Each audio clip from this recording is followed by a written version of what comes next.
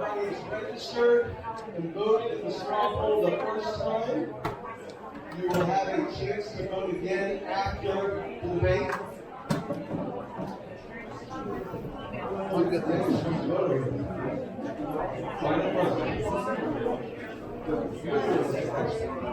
If you have not voted the first time, it's your full check. You'll vote.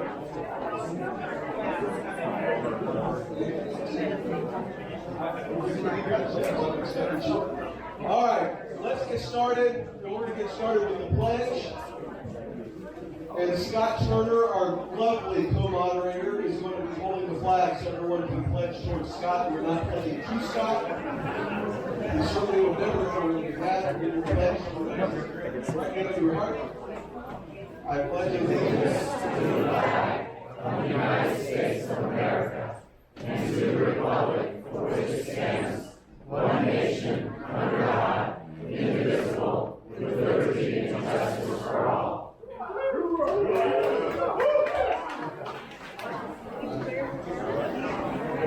Everybody that doesn't know who I am, I'm president of Frontline Policy Action. We're the organization associated with this event. Because guess what? If you've been represented by Lucy and Matt, you get to have one of these fine people represent you in Congress up next. How about that? And I don't know who your choice is tonight. I don't know who your choice is going to be on May 24th, but I guarantee you this, they're a heck of a lot better than Lucy and Matt. Amen? There is no place in the country where you get an upgrade like you will in the 6th Congressional District. And so it is really important that you look at all these candidates and decide who is best going to fight for me, for my family, and for the values that make this country great.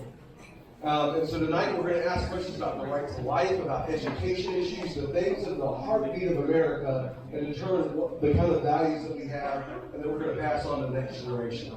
And so I ask you to be respectful of these candidates. Don't interrupt them as they're speaking. Definitely no jeering. Even if you don't like somebody, hopefully you like all these people. All these people are very nice. I don't know if Scott's not nice, but these people are nice. We're going to have a good debate. There's going to be some exchanges. We're going to try to give you the best update as far as the length of time that each candidate can speak. We're going to do our best to moderate it fairly and let each candidate give you their best ideas and share what they have to say. So at the end, you will get a chance to vote in the straw poll. You'll get to choose which candidate after the debate. We've already voted, but you'll get to choose which candidate after the debate. If you change your mind or if you're really locked into your person, you'll get a chance to vote again. Does that sound good to everybody? All right, well, we'll get started here momentarily. Thank y'all.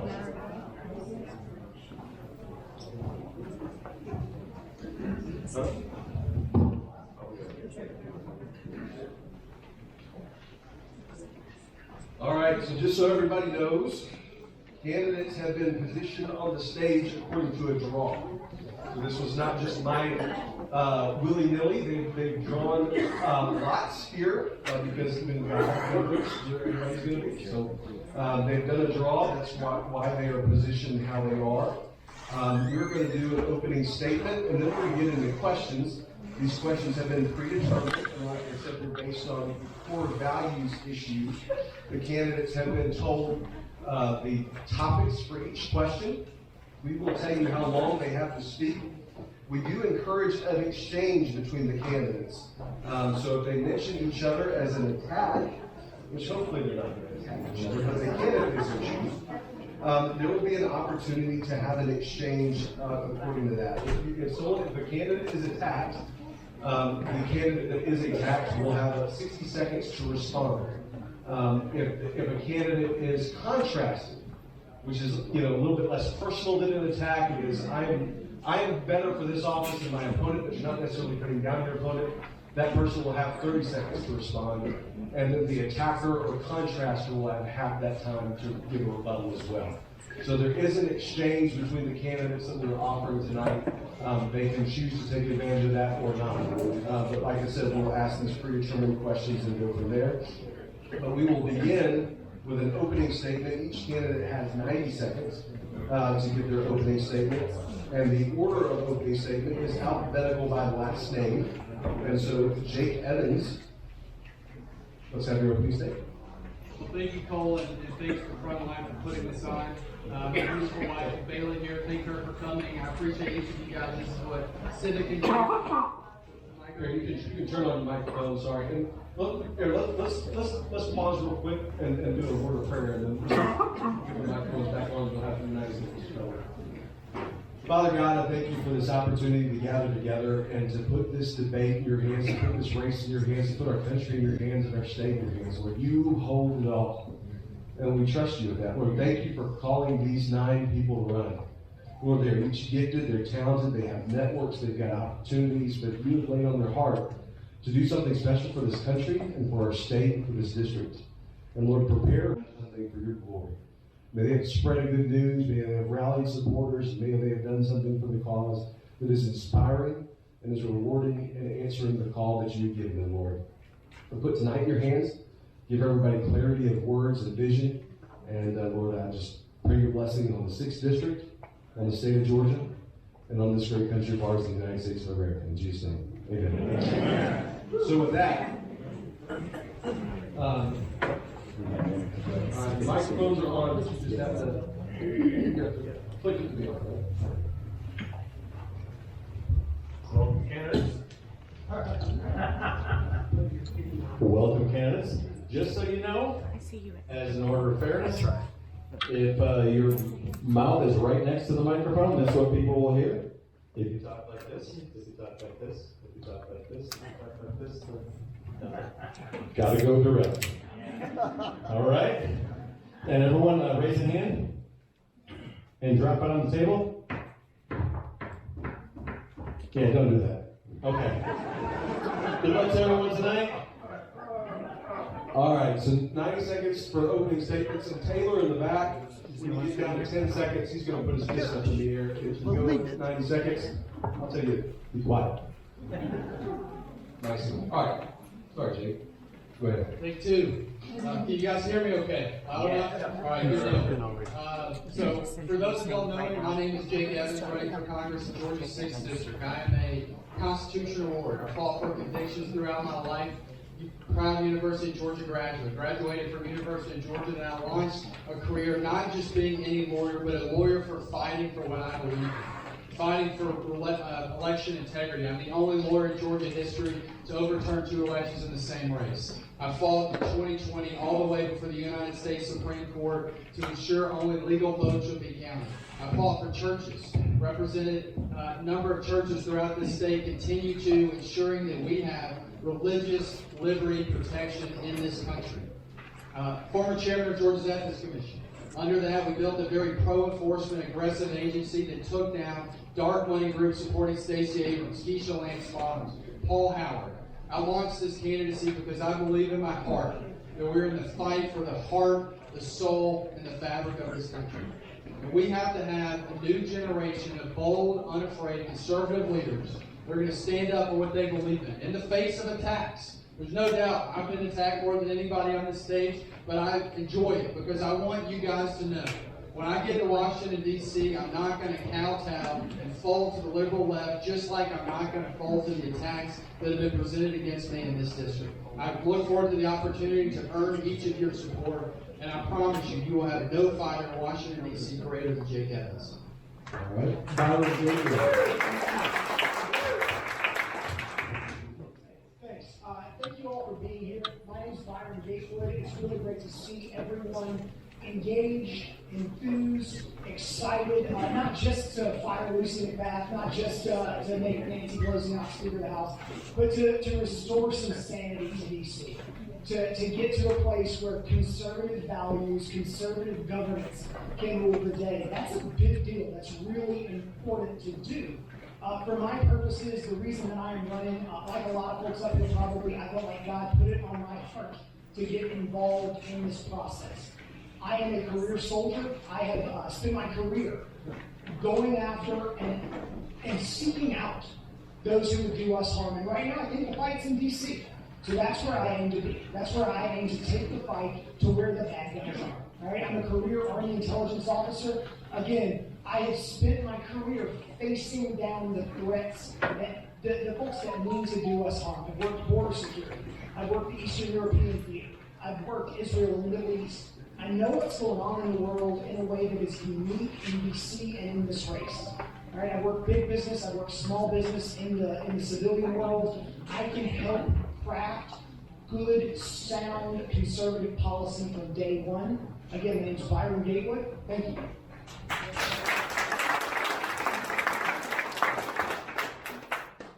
Meagan Hanson. So we do a lot of forums across the district, and we're always so excited to come out to Forsyth County because people really show up, and I really appreciate that because that just shows you how this red wave is coming. I'm Meagan Hanson. I'm a wife of almost 12 years now, and a mother of two, an attorney, and a former state representative from the Sandy Springs area. I'm the last person to beat a Democrat incumbent in the Atlanta metro area. I did that back in 2016. And we've got to do it again. We've got to take back the House, and we've got to have not only a fighter who knows how to fight, but a winner who knows how to actually win and move the ball in DC. But why am I running? I'm running because I have two kids, and when I look at the America that they're growing up in, I divorce with the country.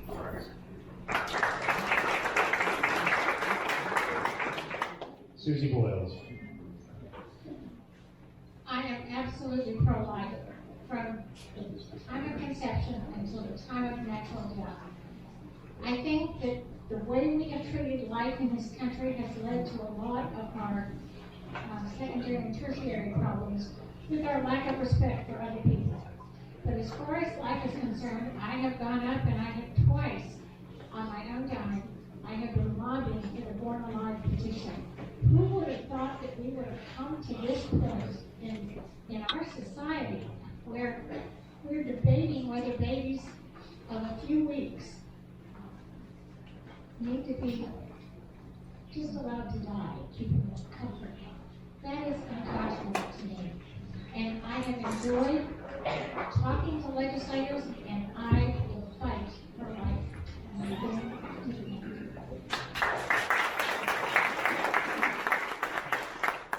Byron Gatewood. All right, this is my issue.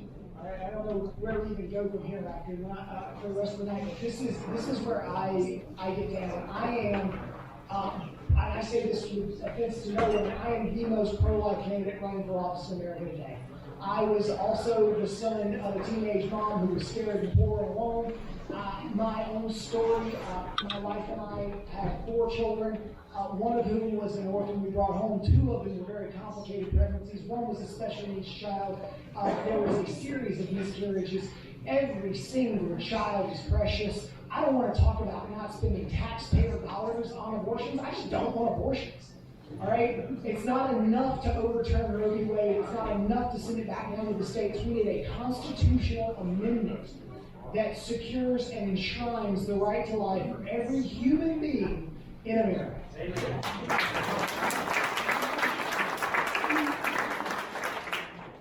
Eugene Yu. I am 100% pro-life. There's nothing to talk about. This progressive liberal and socialist, they always want to talk about, they bring the issue. That's their strategy. I don't want to go that far. Period. Stop.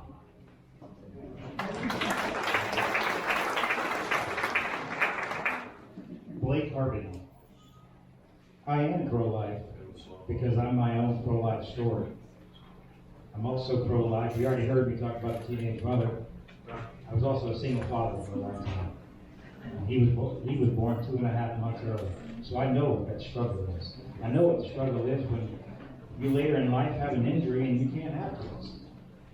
And you go and you fight for it and you're trying to figure out why your fertility is not good.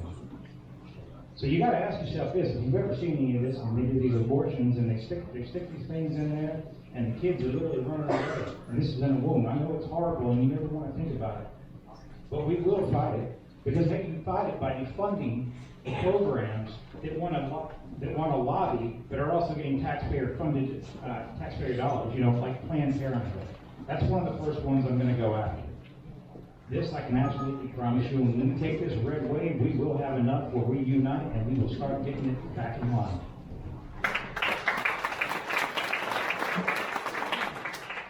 Paulette Smith. Yes, The question was, do you support the heartbeat bill? I don't support the heartbeat bill because I support 100% that the baby is, when she's in the womb, even before the Bible says the baby is in the womb, that is a child.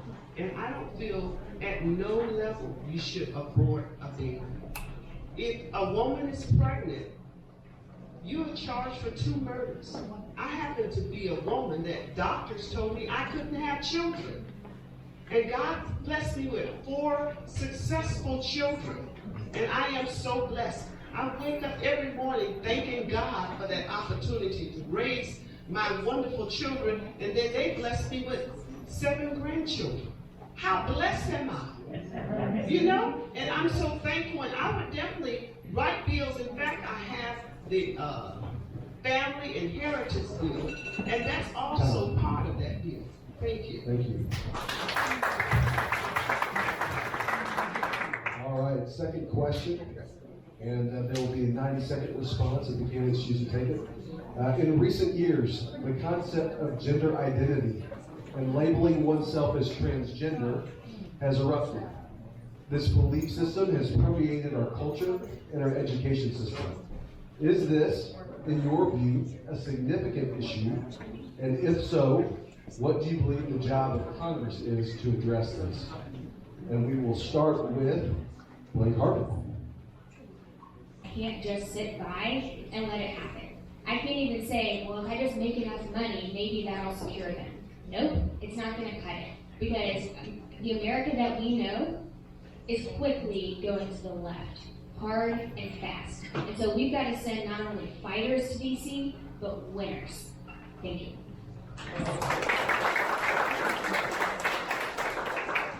Rich McCormick. Oh, Blake Harbin, sorry.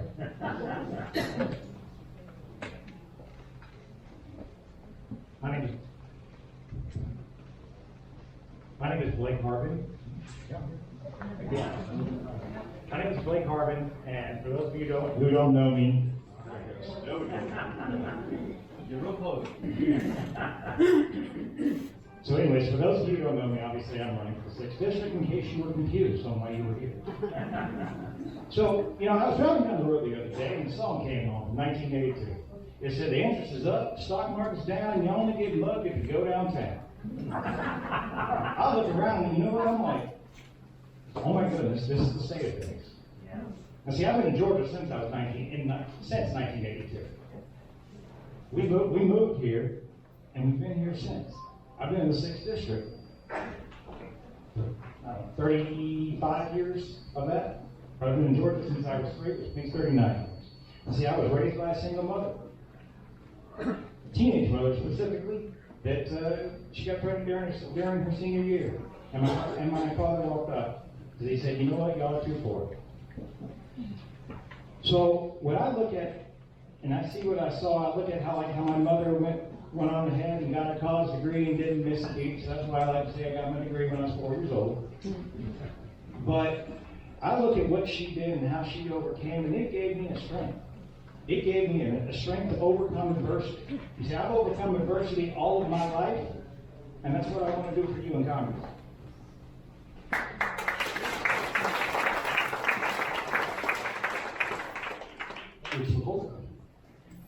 Like you, I believe in a higher power, and for most of my adult life I've been in youth ministry and studying the Bible with people because I believe we need to advance our faith. And like you, I want to defend our faith at the national level. Like you, I believe in our community. And I'm an ER doctor who served the last 3 nights in the ER during this pandemic.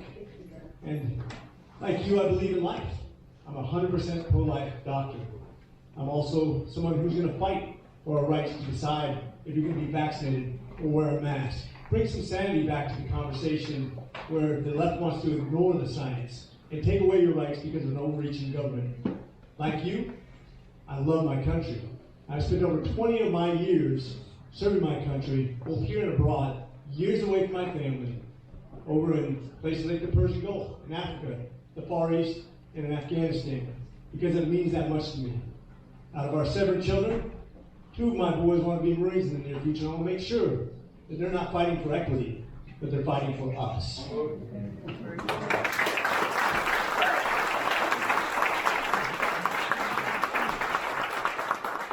Paulette Smith.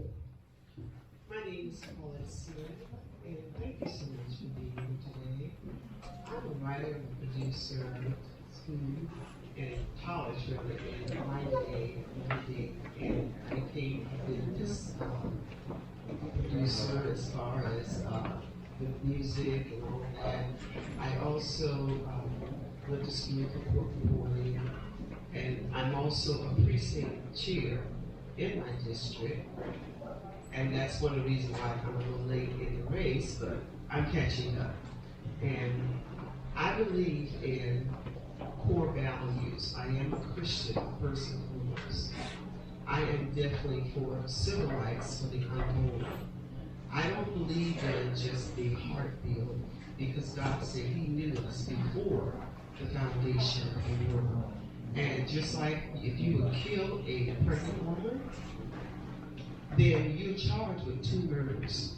So I think that we need to go back to our Christian values, allow God to be the foundation of our country, and we begin to continue to love one another, begin to take care of one another, especially our elderly. Our elderly people, I just look at them as though they're just somewhat lost. And I love my elderly because if you burn down once an elderly person died, it's like you burned down a library. So please vote for Paulette Smith for Congress, because I do have bills to take care of that. Take care of elderly and our families. Suzi Voyles. Then also I was working for Cummins Engine Company, international sale. Then I started my own business for the last 20 years. But for you, Washington did the U-turn. Remember, U-turn.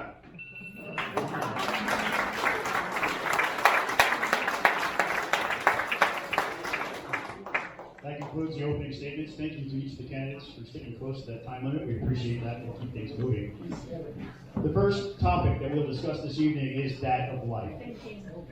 And if by a show of hands, this will be for every candidate simultaneously. Do you support Georgia's heartbeat bill? Raise your hand if you support it. Thank you. As we anticipate the Dobbs decision, which should be coming very soon, we're grateful that the opportunity to save more lives will be upon us. What would your role as a congressperson be on the abortion issue? What is your strategy for impact, and what is your ultimate goal? The first person to speak will be Mr. McCormick. Doctor.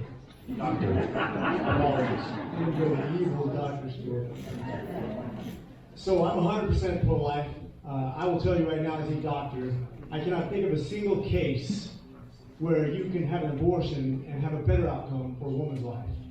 It goes both from the moral aspect and also from the physical aspect.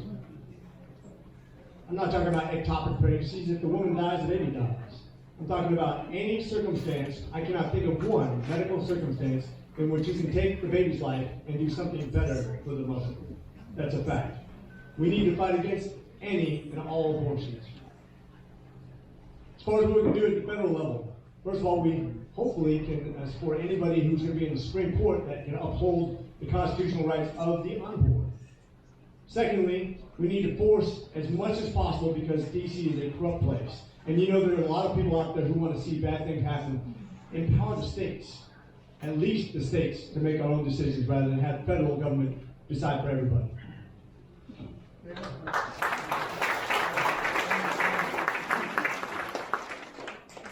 Thank you, Doctor. Mr. Evans. Well, this is an issue that's very near and dear to me, and it's an issue I made front and center of my campaign. Susan Guy, a dear friend of mine, 2 weeks ago, we did a little kitchen table discussion. I'm actually an only child. I was a premature birth. My mother had complications as a part of her pregnancy, and as a result of that, she could have no more children, and I was the only one. But because of that, I understood the importance and fragility of human life. We have got to make sure we have bold, unafraid fighters on this issue. Early in my campaign, I made it Frontline. Luce McBath, who was then the incumbent, attacked me one day after another on this issue because I guess she had done polling and thought that it was politically opportunistic for her to do that. Hyde Amendment is something in almost every piece of legislation which precludes federal funding for any abortions is something I will unapologetically support. Overturning Roe v. Wade. I believe firmly that life begins at conception and that we have to fight this culture of death that is eroding away our American society and ensure that we are.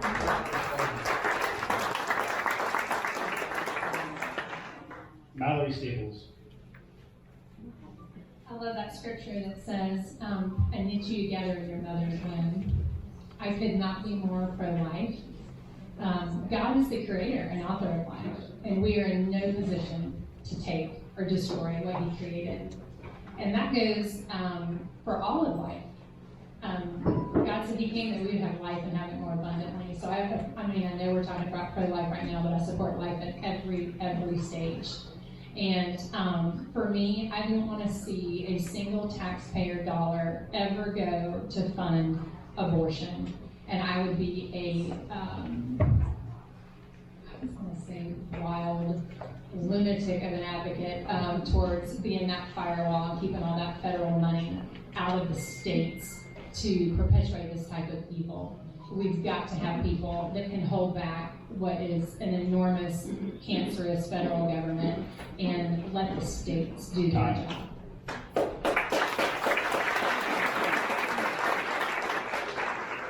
Meagan Hanson. I'm unapologetically pro-life, but I want to take this opportunity to thank President Trump for his judicial appointments, because he made the appointments that allowed us to continue this country to be a pro-life country. In that regard, I too would of course not support a single taxpayer dollar to go towards abortions, but I would actually take a step further, and I would support a federal abortion banning abortion law. And I will also commit that I will vote for any piece of legislation that moves towards banning abortion in this country.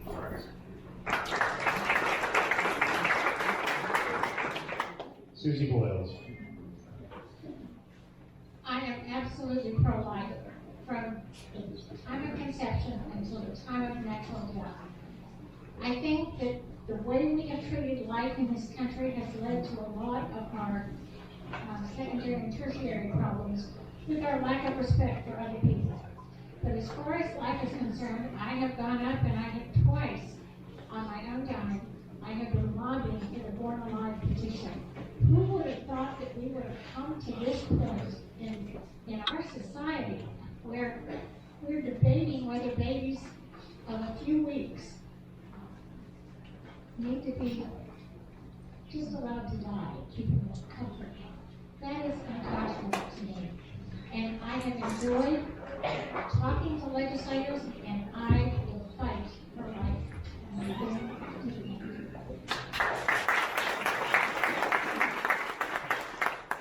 Byron Gatewood. All right, this is my issue. All right, I don't know where we even go from here after for the rest of the night, but this is where I get down. I say this with offense to no one, I am the most pro-life candidate running for office in America today. I was also the son of a teenage mom who was scared and poor and alone. My own story, my wife and I had 4 children, one of whom was an orphan we brought home. 2 of them were very complicated pregnancies. One was a special needs child. There was a series of miscarriages. Every single child is precious. I don't want to talk about not spending taxpayer dollars on abortions. I just don't want abortions. All right? It's not enough to overturn Roe v. Wade. It's not enough to send it back down to the states. We need a constitutional amendment that secures and enshrines the right to life for every human being in America.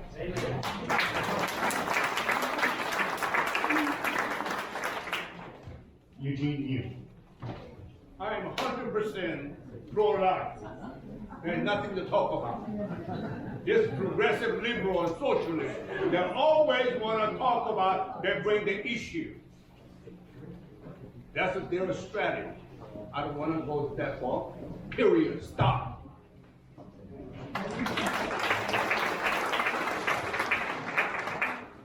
Blake Harbin. I am pro-life because I'm my own pro-life story. I'm also pro-life. You already heard me talk about the teenage mother. I was also a single father for a long time. He was born 2.5 months early. So I know what that struggle is. I know what the struggle is when you later in life have an injury and you can't have kids. And you go and you fight for it and you're trying to figure out why your fertility is not good. So you got to ask yourself this: if you've ever seen any of this, and they do these abortions and they stick these things in there, and the kids are literally running away, and this is in a womb. I know it's horrible, and you never want to think about it, but we will fight it because they can fight it by defunding the programs that want to lobby, but are also getting taxpayer-funded, taxpayer dollars. You know, like Planned Parenthood. That's one of the first ones I'm going to go after. This, I can absolutely promise you, when we take this red wave, we will have enough where we unite and we will start getting it back in line.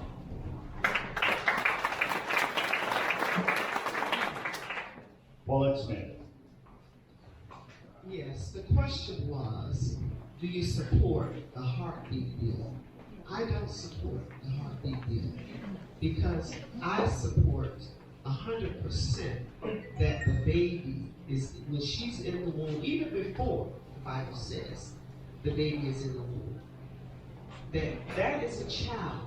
And I don't feel at no level you should abort a baby. If a woman is pregnant, you are charged for 2 murders. I happen to be a woman that doctors told me I couldn't have children. And God blessed me with 4 successful children. And I am so blessed. I wake up every morning thanking God for that opportunity to raise my wonderful children, and then they blessed me with 7 grandchildren. How blessed am I? You know? And I'm so thankful, and I would definitely write bills. In fact, I have the family inheritance bill, and that's also part of that bill. Thank you. Thank you. All right, second question, and there will be a 90-second response if the candidates choose to take it. In recent years, the concept of gender identity and labeling oneself as transgender has erupted. This belief system has permeated our culture and our education system. Is this, in your view, a significant issue? And if so, what do you believe the job of Congress is to address this? And we will start with Blake Harbin. Yeah,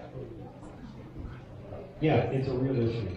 It's a real issue that we face every day. It's an issue that is sitting there where they're indoctrinating our children rather than educating our children. We saw it firsthand. It happened today, as a matter of fact, if you haven't heard about it.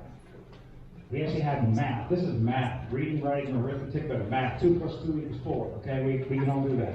Well, it had to be put in there, and they said it was if you were so-and-so abused little Tommy, what was it, the boyfriend, the father, or the son? And I may be slightly paraphrasing there, but it was all over the news today if you haven't seen it. So yeah, I find it to be a real problem, and it is a problem that we can tackle by removing that funding. That's for the same reason I don't want to get rid of the Department of Education. I don't want to get rid of the Department of Education because that's the only thing we have the ability of to be able to hold the states accountable in some aspects. It's great when we're in these Republican states, you don't have to worry about it. But you go to California, you go to all that, I don't know. What's the definition of a woman? Apparently it's a very, very, very secret thing. Last I checked, it was 2 X's for chromosomes. Okay, that's me. What do I know? I did get through biology for like a 3rd grade or something. Byron Gatewood. So it was a 2-part question, right? Is it a big issue, and what would I do about it? Is that What is the job of Congress to what is the address job the of issue? Congress? Perfect, thanks. Yes, huge issue. Maybe a definitional issue for our time. And it's not just about who's a man and who's a woman and what that represents. This is an assault on the creation. This is an assault on the creator of the world by created beings. Right? If we are men, if we are women, if we are cats, if we are dogs, those are not questions for us to answer. We were given biology. Right? Human anatomy, human sexuality, the differences between us, that's a gift from God. To deny it and push it away, that's rebellion. Right? That's, in essence, that's rebellion. And that's a bad thing. That's a negative thing. Full stop. Right? And so what the job of Congress is, folks, first Congress is a platform. You know, as your representative, I or whoever up here becomes your rep, that's a platform. That's a platform from which to speak truth to people, whether it's in Congress, whether it's on TV, on the campaign trail. This is an elevated platform that we're all trying to achieve. And it gives us voice to say true things or to say false things. You hear senators, presidents, congressmen say true things and false things. I'm going to wrap it up real quick. But the Department of Education's got to go. All right, whatever just said a minute ago, gone. All right, this is an indoctrination tool from the federal government being shoved down on states. It's got to go in every single state.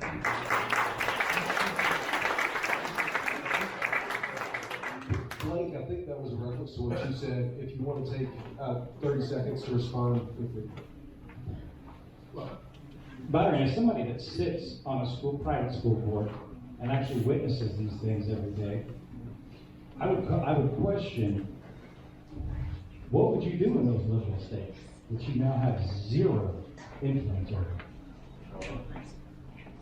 Do I answer that? Yeah, you have 15 seconds to respond. Okay, great.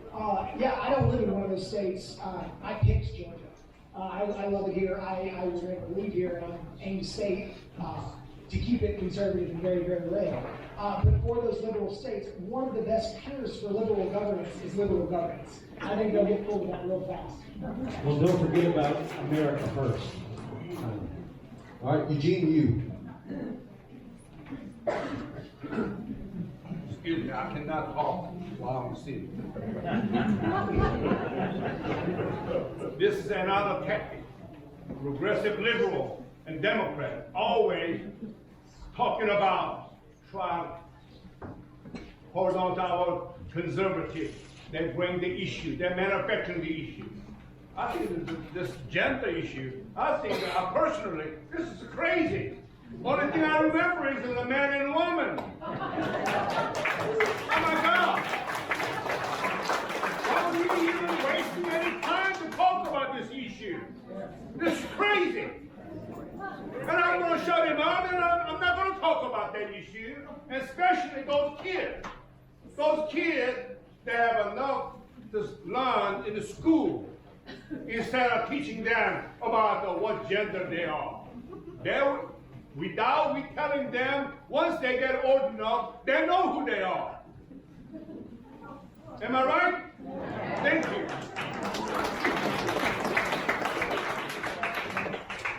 Jake Evans.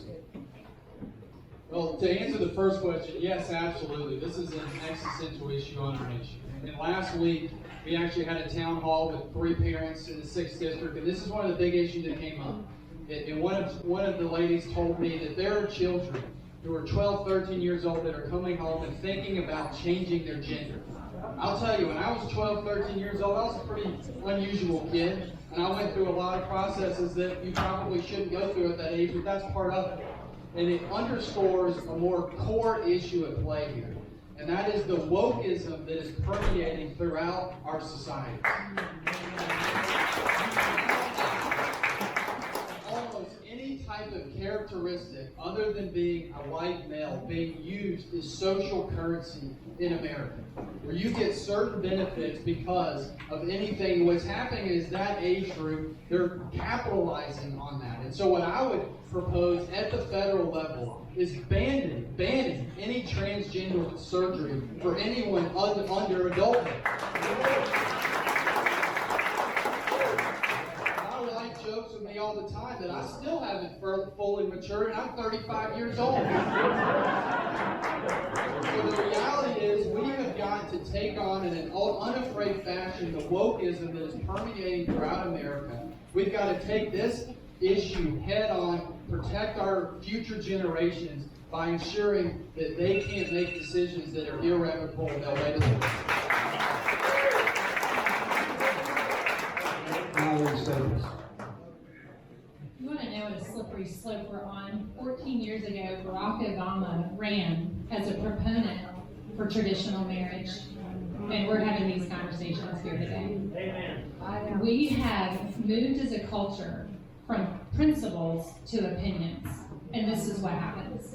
So we need to bring principles back. We need to bring truth back as a people, as a culture.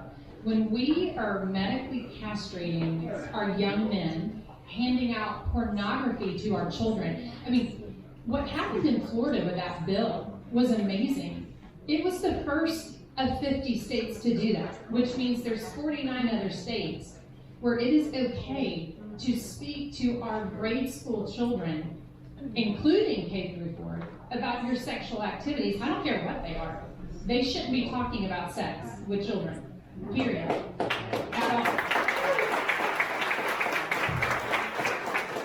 So, money, money, money, money, money. Cut it off. I would love to be I visualize this tourniquet on the federal government, and that's how it atrophies, is you cut off the funding. And yes, let state legislatures step up, pass this stuff, make it illegal to medically castrate our children or allow them to do it. In California, you can't get a tattoo unless you're over 18 with your parental consent. But you can do gender transformation surgery. Stop the madness. Just stop it.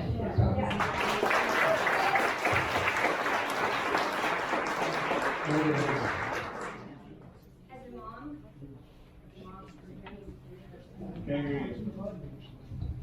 there we go, is that better? Yeah. As a mom, this makes me actually angry, viscerally mad. And it's one of the reasons I'm running. The fact that kids are going to school right now, and some teachers are saying you can be something at here, that your parent, but we won't tell your parents this change, that there's a transformation closet, and when you come out of the closet you can be somebody else, but we won't tell your parents about that. That literally makes me shake. I'm so mad. That is not what we pay for. That is not what our tax dollars go to pay for in education. And so, yes, it's a big issue. Got to get back to the question. Huge issue in my book. It's one of the things that makes me very nervous about the future of our country, because I think about the Bible where it says right will be wrong and wrong will be right. And that's where we're headed with this hot mess.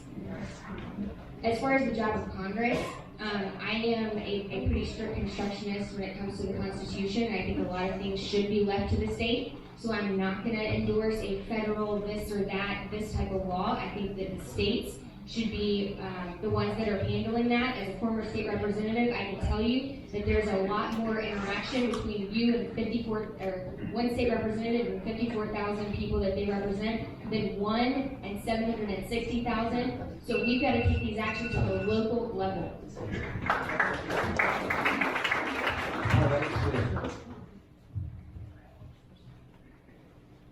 I believe that a man is a man and a woman is a woman. And I don't feel that our children should be indoctrinated in school systems or even the government. The federal government needs to stay out of our homes and start balancing our budget, those $30-some trillion in debt that we're in right now. So with me, what I would do, I have a heritage bill, a family heritage bill, one of ones, and that's part of that bill. Making sure that the parents know everything that is being taught in any book, in their school system, college. Anytime a parent has money connected to that child, she got the right to know everything that's going on with that child. And I would make sure that that bill is passed, because I'm the person that I can persuade people to do what's right for the people. Because it's we the people, not the politicians. We only loan them our power. And we need to continue to stand up with that vote, they want to come every 2 years, every 4 years, you need to make sure that you put someone with Christian values like me in office. I appreciate it. So as a doctor and somebody who studied genetics, I think it's funny that the Democrats say follow the science until they talk about that XXY stuff, and then all of a sudden it doesn't matter to them anymore. I think it's interesting. You want to know the science? This new idea that you can have transgenderism comes in clusters. It's not equally distributed. That means it's not genetic. It's by peer pressure. You want to know the science? 40% of the people who identify this way try to commit suicide.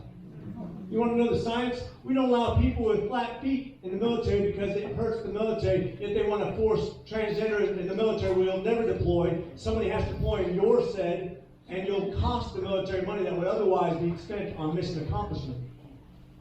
You don't want to know the science, you certainly don't want to talk to a Democrat because they want to absolutely bully and censor any pediatrician who speaks against transgenderism, which they did originally, but when you control credentialing from the federal government and you have no other way to use your credentials to be a doctor, all of a sudden the government gets to control who you are and what you say. We have to get the government out of the business of medicine because we don't need lawyers telling doctors what to think.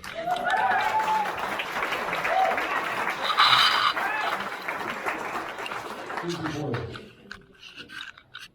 One of the best things about COVID is our children were home. And one of the best things about that was we either saw what our children were learning and they should not have been learning, or we saw what they weren't learning and they should have been learning. And one of the things that became very apparent was an item that most of us were fighting. And that was the idea that children would have their bodies mutilated.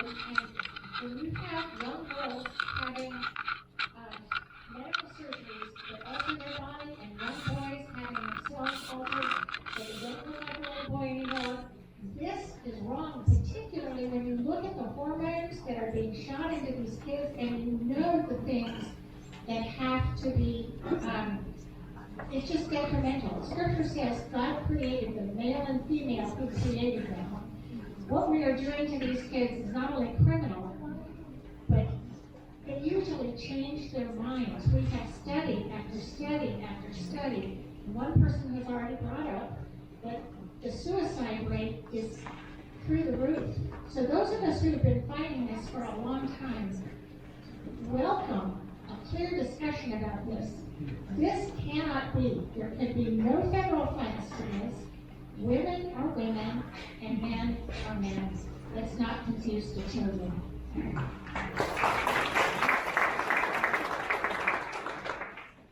Moving on to our third question. Many of you mentioned in your answer to the previous question that there appears to be a radical agenda in our schools. Whether the goal of that agenda is to sexualize our children, seeking to politicize or indoctrinate on the basis of race, or teaching our kids to distrust their parents, there appears to be a woke agenda in our schools. Have you been engaged in this arena previously, and do you have plans to address this while in Congress?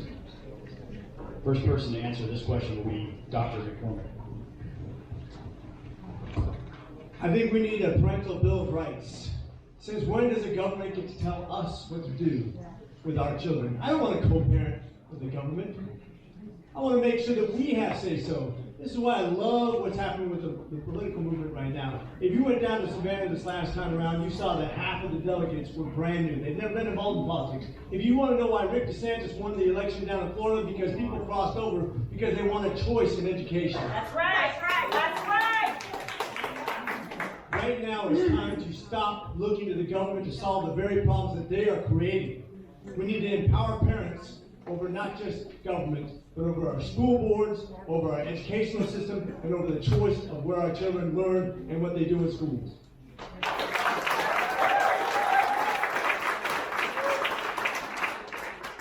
Paulette Smith. Yes, I believe that we need to stop.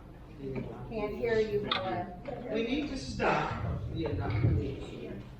We need to stop the critical race theory, and that's also in my bill.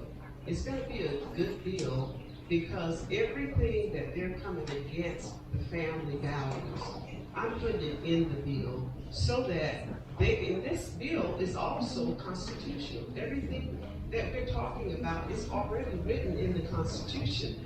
We just have a lot of politicians right now, they have really created treason and tyranny toward the people. This is a discussion that we shouldn't even be having right now. We should be being able to love our children, teach them what's right, what's wrong, and I believe that we also need to implement the Bible in school. Why not telling the children what's right? You know, to love their parents, obey their parents, to not, thou shalt not kill, thou shalt not steal. We need to go forward as men and women and speak on behalf of our children, and we can do it at the polls. And we can get a lot of these politicians out of office that don't stand for our values. Thank you.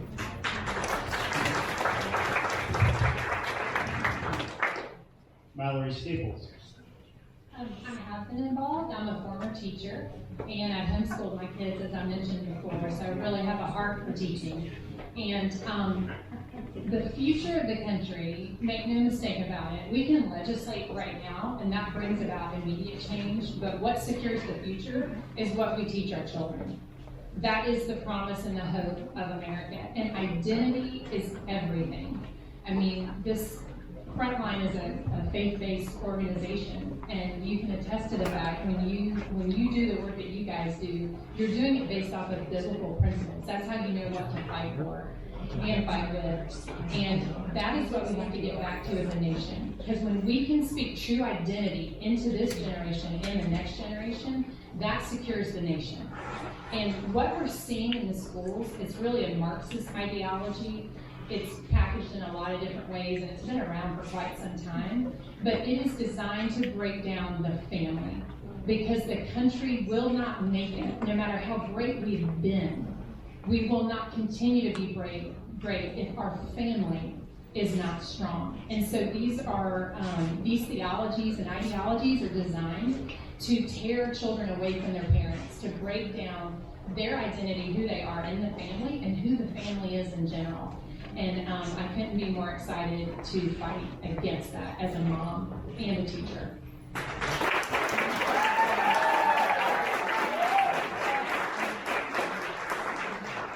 Jake Evans. Well, again, I hate to keep referring back to my kitchen table talks, but last week we hit on the same issue.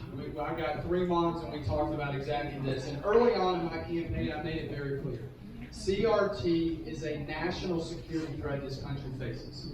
You look at what's going on right now in China. They don't have First Amendment rights. They can only do one thing and one thing only, and that is follow what the CCP says. Here, the Democrats know they can only be Republicans one way, and that is divide and conquer. They artificially inject our schools with divisive theories in order to divide our future generations based upon artificial characteristics like how they look. I firmly believe one of the main mechanisms by which it goes forward is the Department of Education.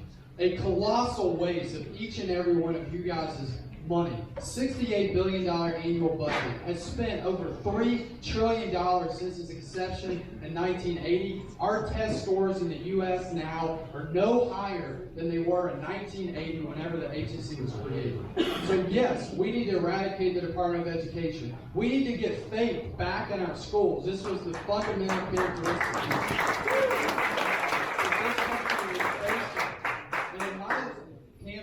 I've repetitively said we have got to fight for religious liberty because that is going to solve a lot of America's problems, but nobody talks about it. But I've made it front and center. Thank you, guys.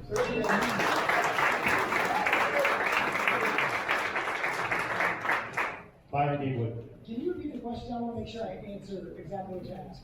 Sure. As many of you mentioned in your previous responses, there seems to be a radical agenda in our schools, whether the goal is to sexualize our children, seeking to politicize or indoctrinate on the basis of race, or teaching kids to distrust their parents. There's a woke agenda in our schools. Have you been engaged in this arena previously, and do you have plans to address this as a member of Congress? Yes and yes. Okay, yeah, so I'm a parent, like most people up here. My oldest child, an 8th grader at Dickerson in East Cobb, and she has come home with some ideas here and there. You know, that I didn't give her, that she didn't get at church, that she didn't get from our family.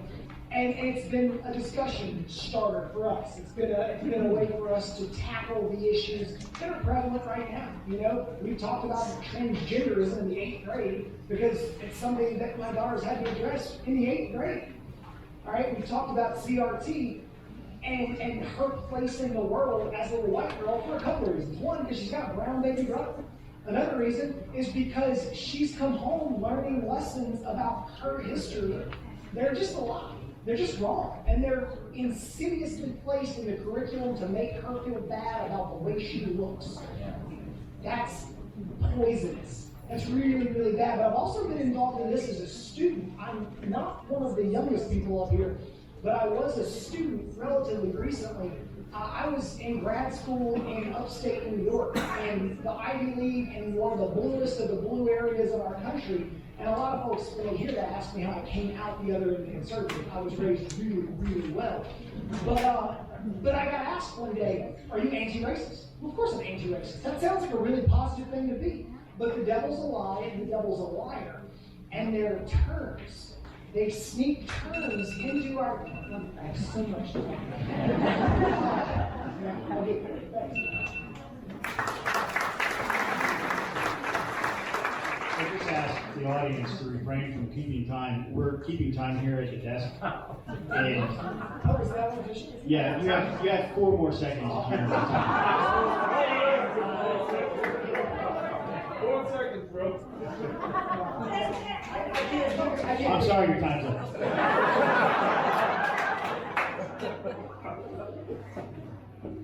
Suzi Voyles. I had the privilege of being a home educator, a Christian school teacher, a public school administrator. This is backwards order. But one of the things that I learned is the fact that Webster started public schools for one reason and one reason only, and that was to have a literate population so that children could read the Bible and values could be passed on and our country would survive. We are not there at all. I have been, since the very beginning, an advocate of dismembering, dismantling, or whatever we'd like to call it, but defunding the Department of Education up in Washington. It does not belong there. It does not belong anywhere but the states and the local governments. That is where education belongs. If you want to find out some of the things that are going on, go back to Truth in Education back there and see the things that are going on. We have got to make sure that what is being taught to our children causes them to think, not to feel, causes them to know how to do the things that will make them successful. One of our previous presidents years ago said, whatever happens in the classroom in this generation will happen in our leadership in the next 25 years. I think that is what we are seeing.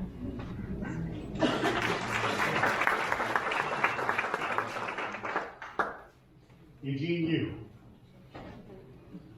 Again, I'm telling you, this progressive liberal, Democrat, and communist, they have a blueprint, step by step, how they're going to destroy this America.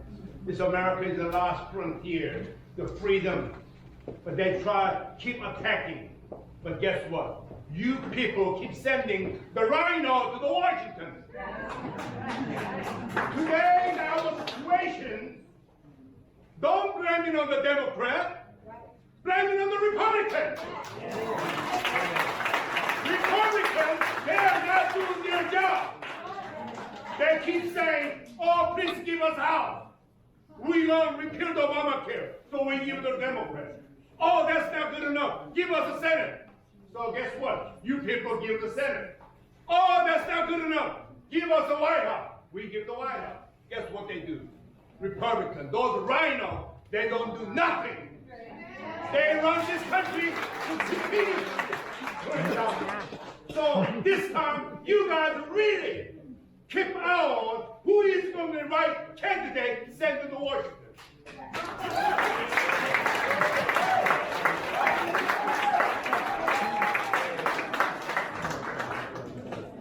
Blake Harbin. Education, not indoctrination. You guys asked if I deal with this. Yeah, I fight it every day. You know, when I got full custody of my son, he was on a beeline to jail. He had been expelled and had about a third grade education when he was in 7th grade. So what I did is I worked with the local school system. I fought the North Fulton, South Fulton divide. This young man went on, he had 2 attempts at school, later went on to Mississippi State and Engineering College, if you're unfamiliar, and then later on, he's now an Air Force. Went to the Air Force and he's now an Air Force veteran. You want to talk about victims and oppressors? This whole CRT crap? I got news for you. I got a grandson who's half Hispanic. So you mean to tell me that his father and his grandfather are oppressors? BS. I don't go with this whole, I have a dream and it's a great idea and one day I might be able to do something about it. I do it. I do it every day. You know, I hate talking about myself. That's not how I was raised in the South. But I'm on a job interview to go off the set with 765,000 people. So I'm going to come in and I'm going to sound a little bit cocky and arrogant on occasion. But everything I say is the truth and it's what I did. So if you want a proven, effective leader, I may not be a doctor, but I stay at a Holiday Inn Express.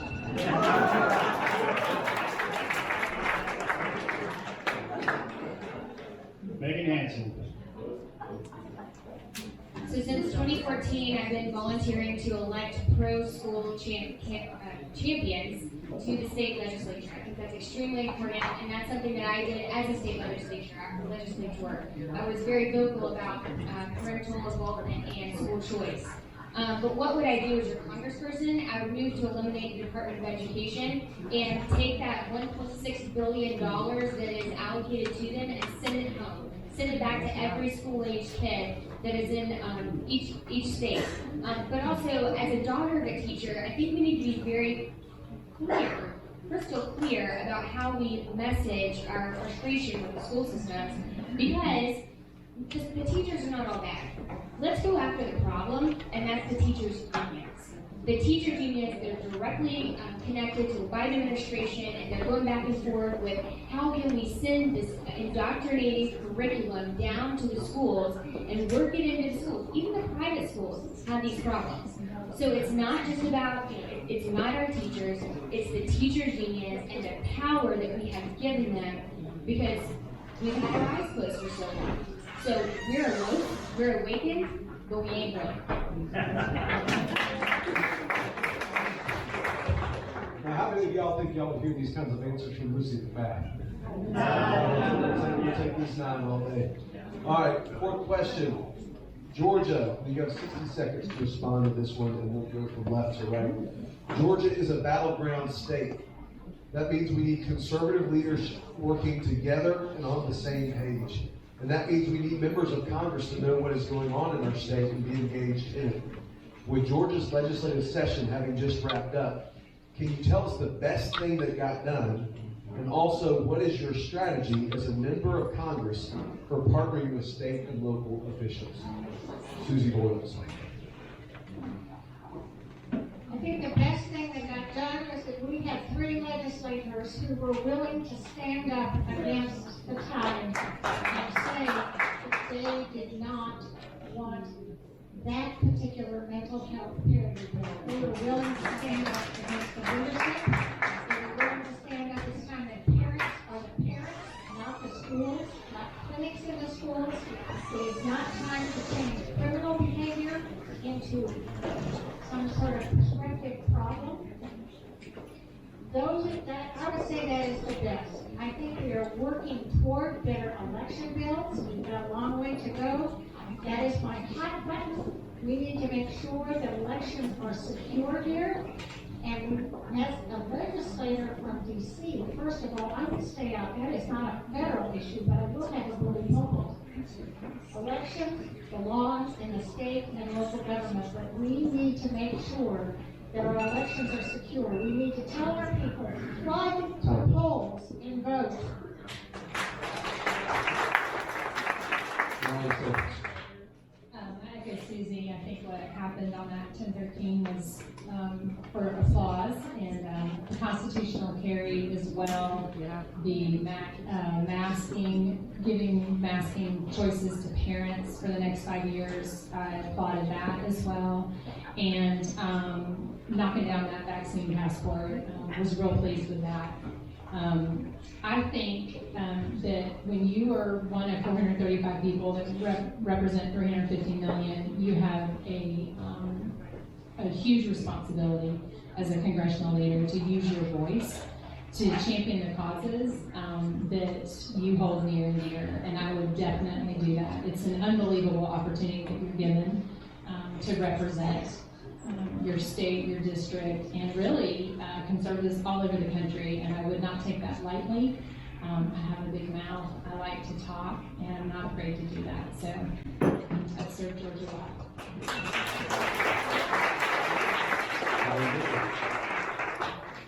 So I'm going to say, as a combat vet, as a Second Amendment guy in general, I'm going to say constitutional carry, but with the tiny little asterisk there that in Congress, I'm going to fight to overturn laws like that, because a law like that presupposes that the state has the authority to make a law that allows you to carry that, but that's in the Second Amendment. That is the Second Amendment. So states actually don't have the authority to make that law, so as happy as I am about it, it's got to go. But it was fun to see it pass. Guns are good. Protecting ourselves from tyranny is good, but that's already a done deal.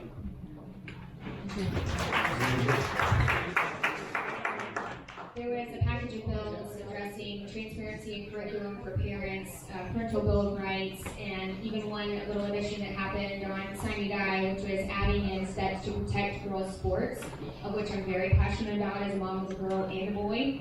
I was very, very pleased to see progress made in all those places, but then I am tied with the constitutional carry issue, because that is something that I'm hearing across the district. People are extremely concerned about their safety, and so this was a necessity for us to be able to protect ourselves.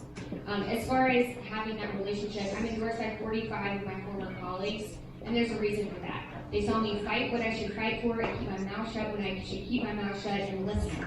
Because God gave us 2 ears and one mouth for a reason, and you don't always have to be blah, blah, blah. It's a good thing to listen and stand up when you need to. There's not a whole lot that separates us from China anymore. We already have a higher individual tax bracket. If you do Build Back Brandon, you would have a higher corporate tax bracket than China. We already lost our First Amendment right. It doesn't matter who you are. You can be a doctor and be censored by some teenage behind a computer screen. So we've lost that amendment. The only thing we have that really separates us from China anymore is our Second Amendment, because we, the people, should be empowered over an oppressive government. One of the things I think I can do at the top level is, first of all, you don't vote on things that empower the federal government. You pass all that down to the state government as much as possible. I think we need to continue to block anything that puts the federal government above state rights. Do you have one bill that you like this session? It was constitutional. Okay, gotcha.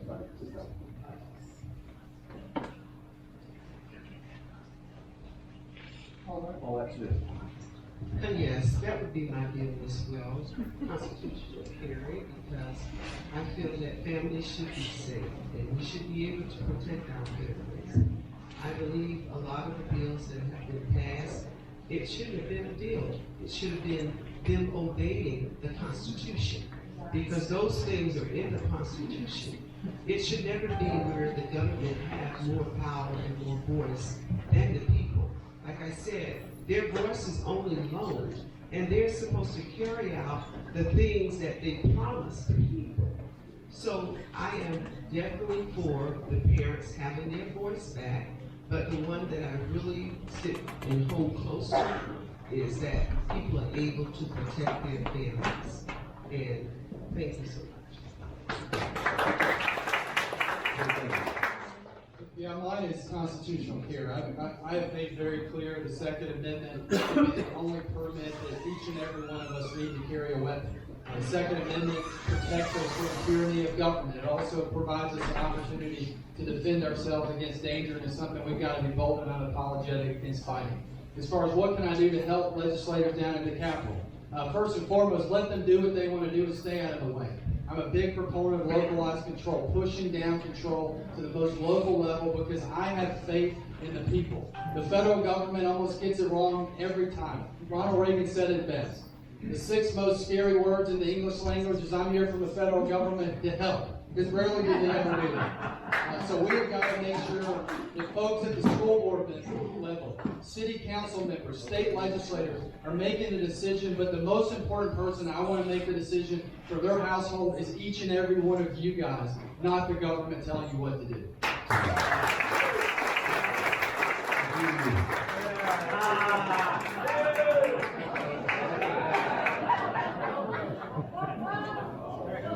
I don't have to say.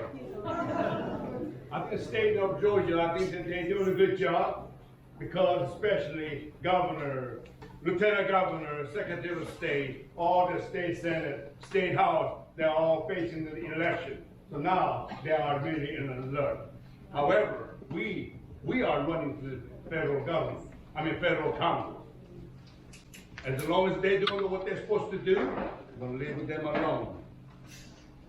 Keep supporting what they do, but if they do something wrong, then we might have to just have a little talk.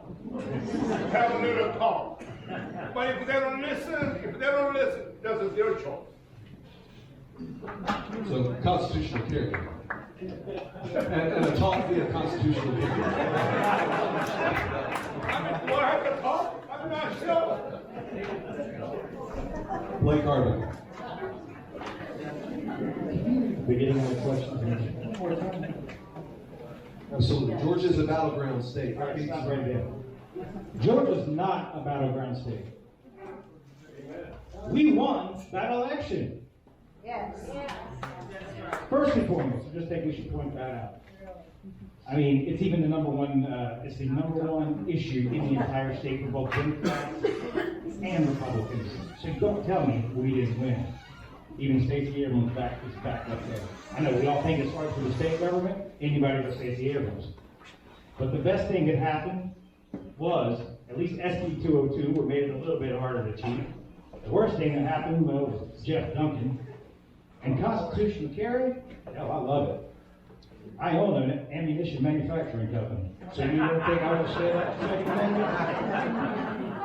I got a whole bunch of those, Eugene. But yeah, I'll work with the guys locally, and I will happily drop kick every other single one that I can, and we will limit that government up at the federal level. Because we don't want big government, we want small government. I know what the bathroom is.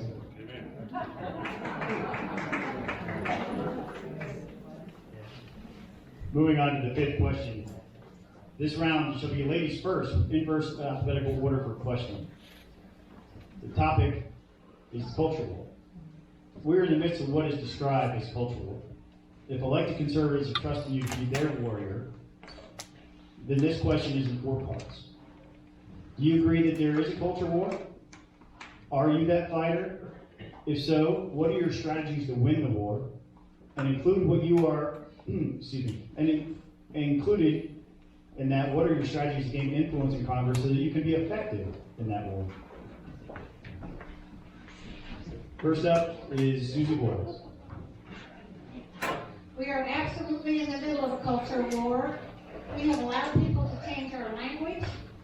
We've gone for, I used to give my mother a pin that said my mother is gay, and that meant that she was happy until we found out that's not what it meant. We have allowed them to change our laws. We have allowed them to diminish our Constitution, but more than that, we have lost our moorings. We have ceased to be the very basis of where we are in our Judeo-Christian heritage, which is the very foundation of our Constitution. We have forgotten that. We need to get back to that. We need to teach our children there is right and wrong. We need to teach ourselves there is right and wrong. We need to think. We need to do what is right. And what am I doing about it? It's what I have and will continue to do. I have either fought on the local level through Eagle Forum, I have used Heritage on the national level, and Eagle Forum on the national level, to make sure we articulate this is right because of this reason, or this is wrong because of this reason, and we cannot continue to go down this path. We need to realize what we say in our Pledge of Allegiance. We are one nation under God, indivisible. That is so important.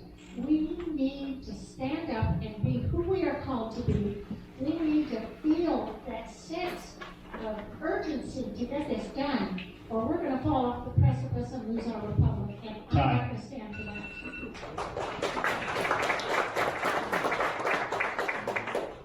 Mallory Staples. We as a culture and a government are majoring on the minors and minoring on the majors, as my mom grew up telling me about. We are concerned with making flight suits for pregnant women in the armed forces, but sending a Supreme Court justice who can't define woman. It's upside down and inside out and completely backwards. We have abandoned truth and principle, as I mentioned before, and moved towards feelings and situational relativity. And God is the author of truth. We started this, that He's the author of all life. He's also the author of all truth. And once we took God, if you look at the timeline of our history as a nation, once we pulled Him out of everything and denied Him, things went downhill, and they went downhill really quickly. So for me, in a position as next Congresswoman from Georgia 6, I often say courage begets courage. It's about being a leader. Some of you heard me say recently that leadership, leading minds in the country said, we need leaders who will be fearless, that will demand transparency, that will count the personal cost, which is great, to be a truth speaker and do it anyway. And I can promise you that will be my role. I've already imagined, I don't know for sure, but I've already imagined. Time.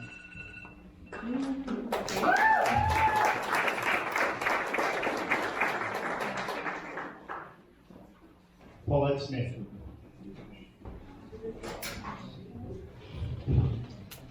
We are in the midst of what is described as a culture war. If elected, conservatives are trusting you to be their warrior. This question is in 4 parts. Do you agree that there's a culture war? Are you that fighter? If so, what are your strategies to win the war? And included in that, what are your strategies to gain influence in Congress so you can be effective in that war? Yes, I do believe that there is a culture war. There's a war against our children to change their mind against the biblical words of God. I believe that we as the people need to come together as one and have one accord. We're in neighborhoods where people are from California, New York, or blue states, and they come with their ideology and they allow our school system to be penetrated by what they think. And I think what we need to do is we need to come together as a neighborhood and start talking to one another, maybe having coffee and conversation time. As a person in Congress, I will definitely be there as a voice for the people and be able to permeate whatever is necessary. I had a nonprofit called Children of Hope, and I dealt with high-risk kids, and I was very successful with them. And not only with them, I was successful with their families in bringing them back to the point of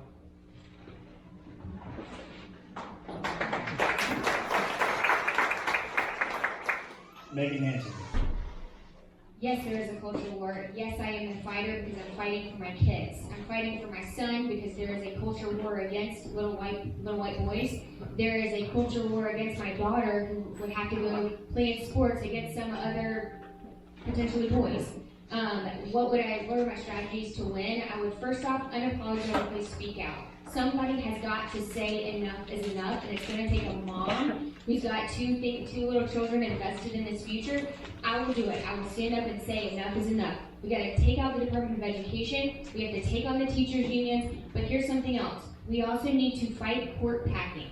We need to fight the liberal takeover of our court. We cannot allow them to undo the fundamentals of our Supreme Court and pack them with people who will push their agenda forward.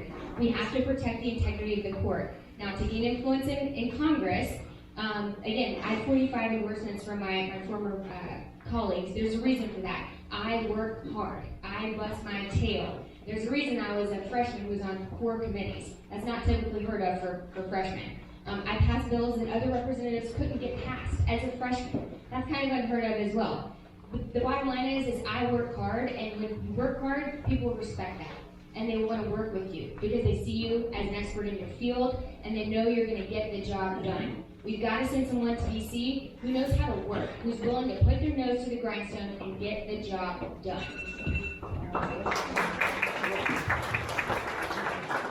Next up, Eugene Yu.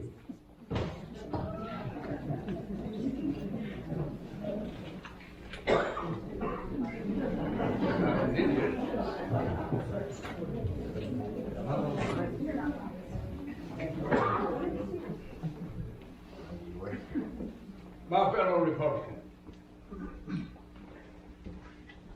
I think I'm the perfect candidate for talking about this partisan issue. Look around. My opening statement, did I say, look around, we all look different. Our differences, our diversity is the strength of America. We need to stick with the American way of life, American values. If you don't want to follow that, just get the hell out. There's an airport everywhere. We got too many spoiled Americans complaining about America. They just don't understand what a great country they live on. Again, as a Republican, if you stay strong enough to stand tall and tell the American people, this is American way, this is American value, we gotta let them know. We don't give them any chance to get into the, slipping in, bring the issue. This globalists, they try to destroy this America. Time.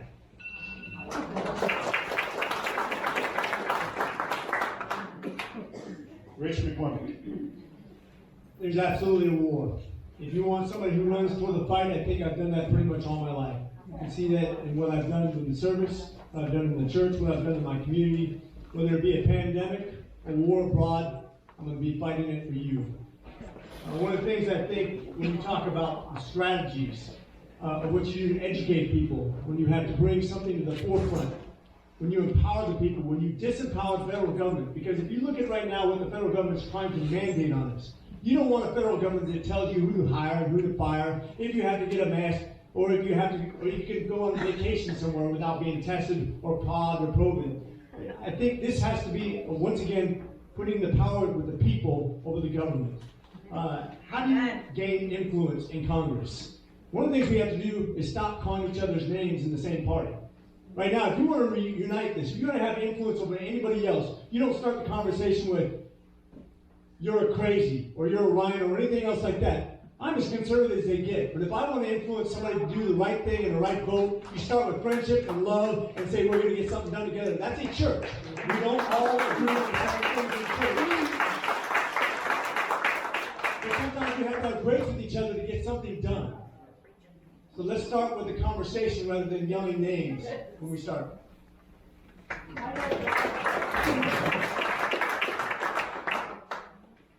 Blake Harbin.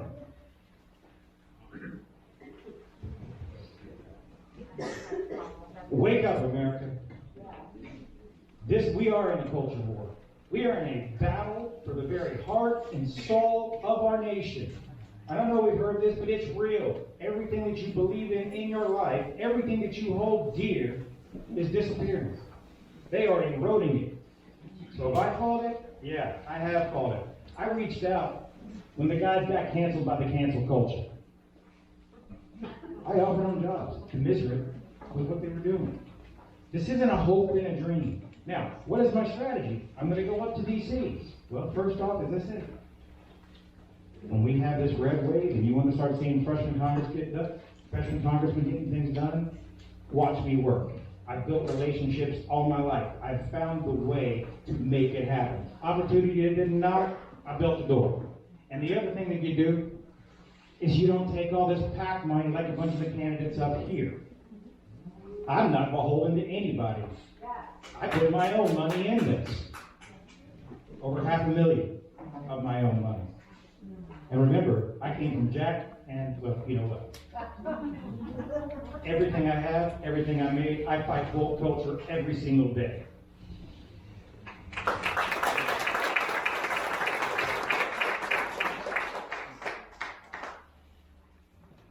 Byron Gatewood. Yeah, the culture war is real. Is my time up? No. The culture war is real, and it's really important. The left knows it's important. For decades, the culture war has been a leftward offensive. We have continually seen the rules change, the terms change as we go.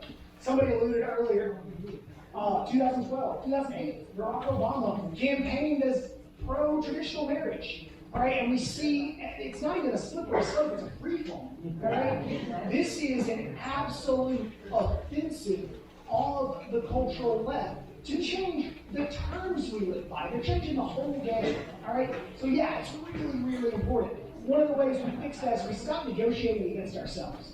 We stop giving money to portions of the government seeking to undermine the roots of Western civilization.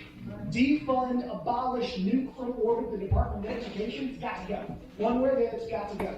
On and on. The fear of alcohol, tobacco, and firearms. Those are 3 legal things that have a federal police agency to regulate. We don't need that. Bye. All right? That's cultural stuff. All right? Stop giving money to countries that hate us. It goes on and on and on. We have got to stop playing by their rules. We can win this game, but not if they get to keep determining the outcomes before the game even starts. Influence. I have built a career out of creating teams. All right? I've been a coach. Teams in NATO. Got it. Gone.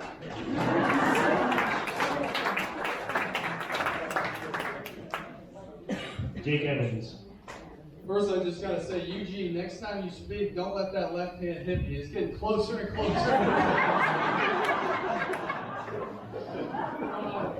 So first, I start every stump speech I have when we are in the fight for the heart, soul, fabric of this country, and I mean that. I talked to a guy the other day, construction owner, and he said he can't find workers.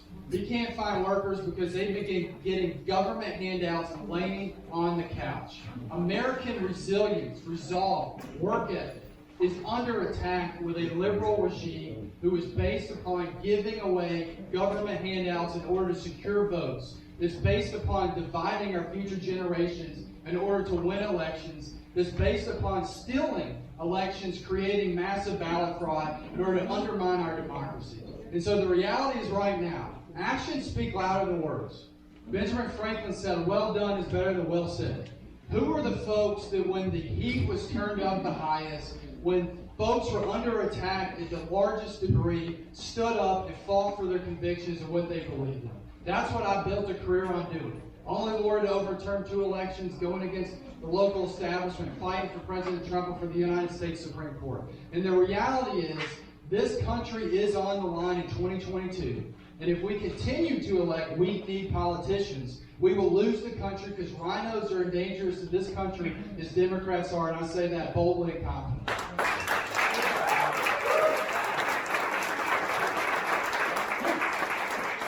So this is the 6th question. It is the second to last one before closing statements, which means as a moderator, I've got to figure out how to get Eugene Yu to tell you what he actually thinks on something. But it is an opportunity, reminder to the candidates that y'all can exchange ideas. Don't be asking each other a question for the 7th one, but there can be an exchange as we go. But by a show of hands, the first part of the question will go. Not long ago, I was reading an article about a candidate for Congress who said they were a constitutional conservative, But when this candidate was pressed, had they actually ever read the Constitution, they had to reply that no, they had not. Have you, by a show of hands? Okay, good. Good job. Thank you for doing that.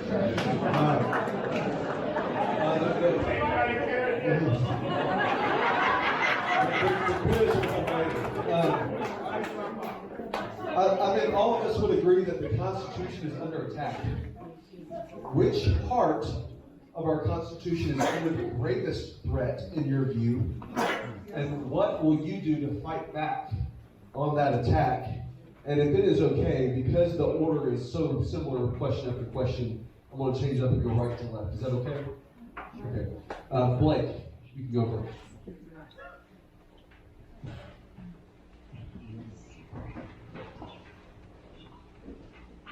The First Amendment is the one that we are in the most danger of losing.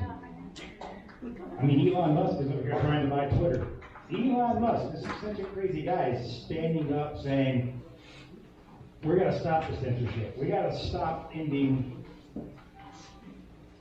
our attack on the freedoms of speech. We can't keep going in that direction. I get censored every single day. I've had 4 days of allowing my video to run on YouTube, for example. 96,000 views on YouTube in 4 days. Because they don't want me to get the message out. They don't want conservatives to have a voice. Well, I've been standing up and I've been fighting all my life. And that's exactly what I will continue to do. I not only fight, I win. Freedom of speech. Freedom of speech. One point I thought, am I living in America or what? Am I living in China or am I living in Russia? All this censorship, Facebook, Twitter. If you say something wrong, they kick you out. You say something right. I want my freedom. I want my freedom back. That's why I'm running for the U.S. Congress. Thank you.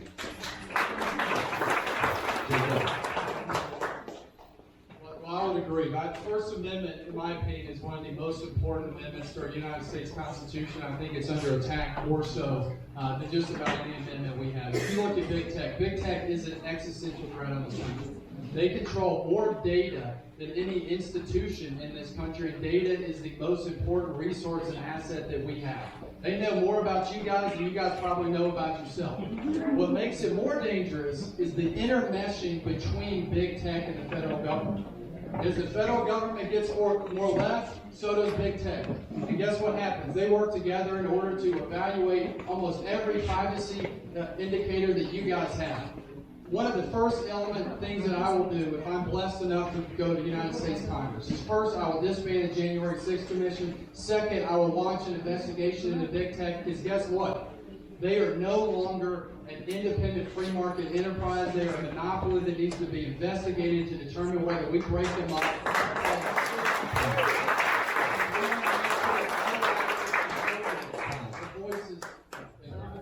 Paulette Smith. Yes, I would definitely say the First Amendment right, and I do feel that we're under attack because they're trying to take our voice from the school district to the government on every level. And one thing that I would definitely make sure that we as parents have the rights over our children, what goes on in their ear gate, their eye gate, and their mouth gate. Because right now, here in Georgia, we're losing something like $2.2 billion in tax dollars because we're allowing the movie theaters to come here and do movies, and we're giving them tax breaks that could actually be put to good use in bettering our school choices. And I am definitely for freedom of speech, the First Amendment right. Richard Ford.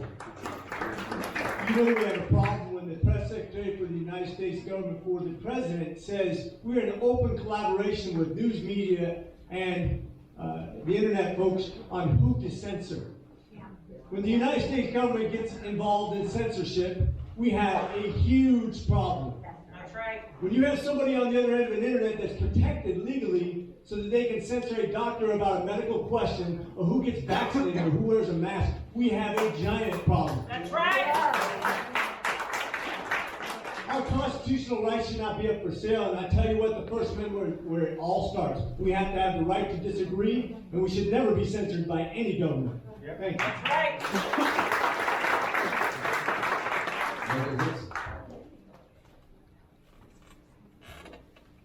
While I agree that our First Amendment is wholeheartedly under attack, whether it be cancel culture or anything else, the thing that stands between the federal government and expanding their government overreach is the Second Amendment. The Second Amendment is absolutely under attack. They will continue to try and undermine this at any turn, at any place possible. And so that is the one that we have to stand firm on in protecting, to create that barrier between the federal government and our freedom.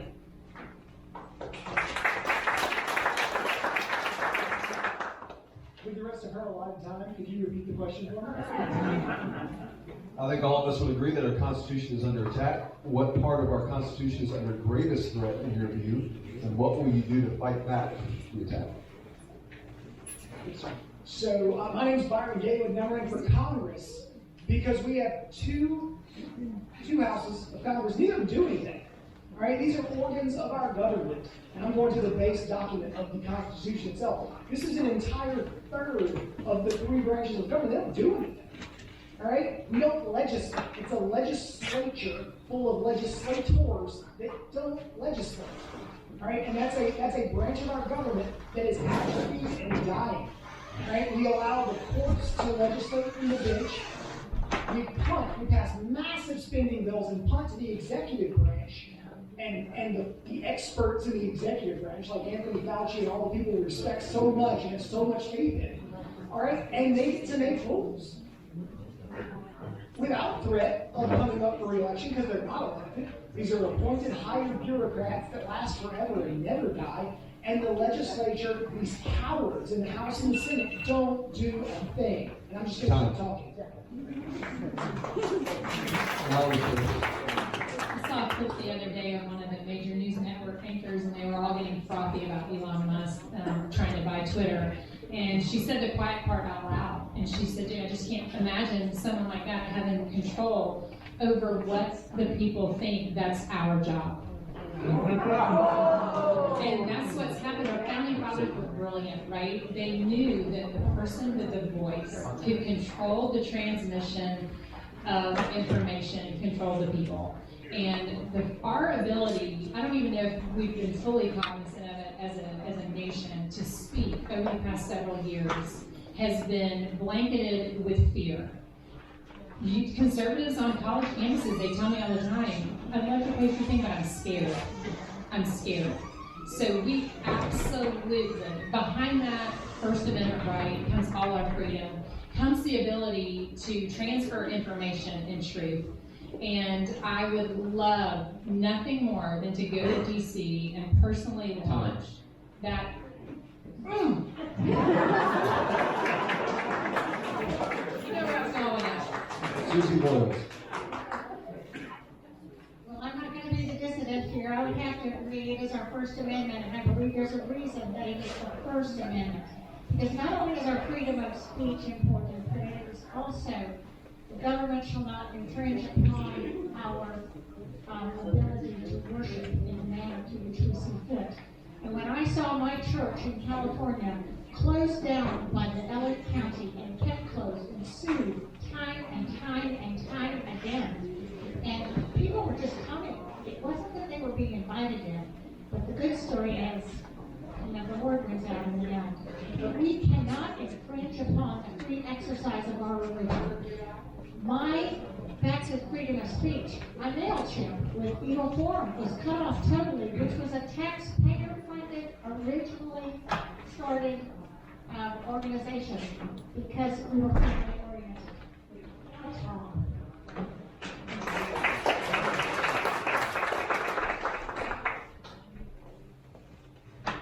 this will be the 7th final question, and I'll have a slightly different format.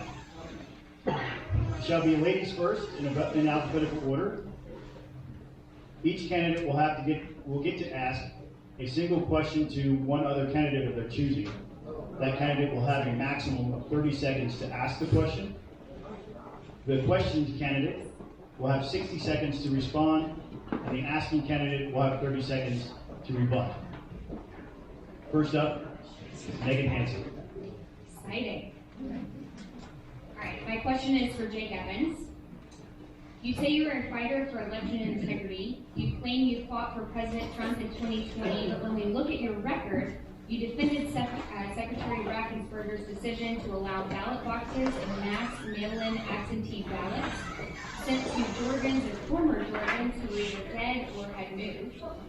Further, your claim about this Pennsylvania case where you said you fought for Trump, you filed what the attorneys call a Me Too brief. Time. All right, first, You finish the sentence. Is this your best effort to do what you call fighting? And how can the 6th District trust you to stand up for our most fundamental right to vote when the left is trying to undermine it at every turn? Well, I find it interesting that the person that tweeted that none of the election lawsuits are based upon objectionable facts is now attacking me on election integrity. First, Raffensperger, that was in a primary. That was in a primary in the midst of a pandemic where they sent out absentee ballot applications only to Republican voters. Second, you were very, very off on this the SCOTUS attack, and I wish you would have actually looked at the record. We filed countless briefs, and I can go over the briefs. First, we fought at the trial court level, which we won. Goes to the Pennsylvania Supreme Court. We lose that because it's liberal activists. We then appeal that to the United States Supreme Court. We seek to stay an emergency stay of the counting of any ballots until the underlying case was resolved. Unfortunately, we did not win that. We then filed a separate case which allowed us to segregate the ballots. When we lost that, we filed an amicus. We lost the amicus, then filed a motion for reconsideration. So that's just not true. Truth, Jake, truth. Mrs. Hanson will have 30 seconds to rebut. You either are lying about the tweet or you didn't actually read it, because I actually work for a lawsuit reform organization where I talk about frivolous litigation. Not a single part of that tweet referenced election integrity in any way, shape, or form. 2, yes, it was an amicus brief. You filed an amicus brief, a Me Too brief. That's basically a cheerleader from the outside watching a game saying, yes, I cheered for this one person, this one team. That's it. That's all there is to it. Time. The next candidate to get to ask a question will be Paulette Smith. I decline to ask the question to anyone. I think everybody here seems to be very qualified, and we need to unite together and understand that we're here to help the district and to make sure our country become great again. Thank you. Mallory Staples. My question is coming down your way, Jane. So you're on record, radio, film, and print, contradicting yourself when it comes to President Trump and law enforcement. Explain to us how we can trust you to not be one of those weak-kneed politicians that you warn us about often. Well, the first, I don't know which one, but it is interesting. And I probably need to hold this the whole time, I anticipate, but maybe that's a blessing or compliment, I'm not sure. First, President Trump, 2016 video, same day of the Access Hollywood tape. I have fought for President Trump harder than anyone in this race. I have made him a frontline issue. I remember when people in this race were attacking me when I first announced in the 6th District because I could not win because I was running as the Trump candidate. I have made it front and center throughout my campaign. I am endorsed by more America First leaders across the board than any candidate in this race, and I will continue to fight for it. Second, the attack on the law school paper. absolutely is a disgrace. My uncle is a 35-year deputy sheriff in Lawrence County, Georgia. My cousin is a current deputy sheriff. I have fought for law enforcement harder than anybody, again, making a Frontline Center issue, but they continue to attack me because the momentum of my campaign is overwhelming.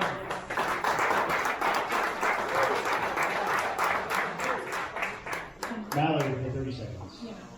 I think the great thing about this is what I led my question with is that you've gone on record, so it's there for everybody to read.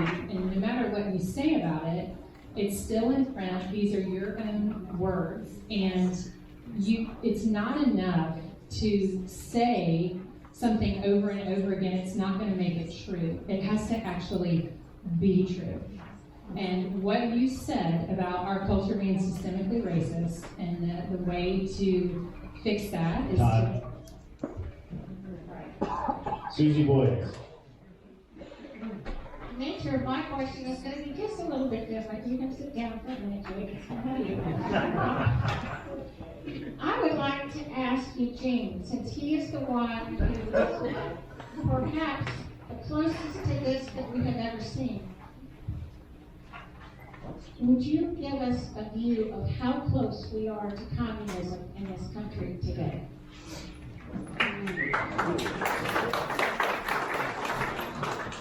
Very much. Very much. If we as Americans, we as a Republican, if we don't wake up, yes, this Democrat, socialist, progressive liberal, they just slowly but surely they're coming after us. So, we as a Republican, oh, we conservative, oh, yes, okay. Let me tell you, we are in big trouble.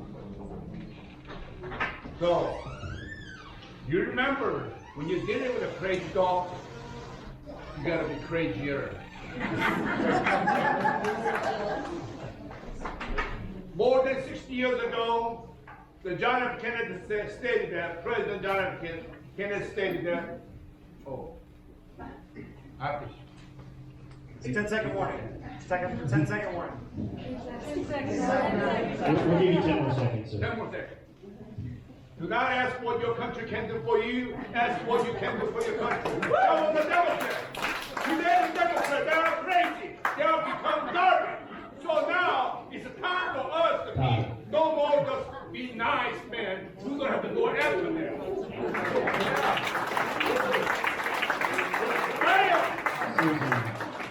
Suzi Voyles, you have 30 seconds. I'm very concerned about things like we are now part of the New World Order coming out of the mouth of our president. I'm very concerned about what I see as far as a global effort to make us part of something else. And I will fight to make sure that we do not fall the way of the rest of the world. We are the world's last best hope, that shining city on a hill, and we have got to hold ourselves fast.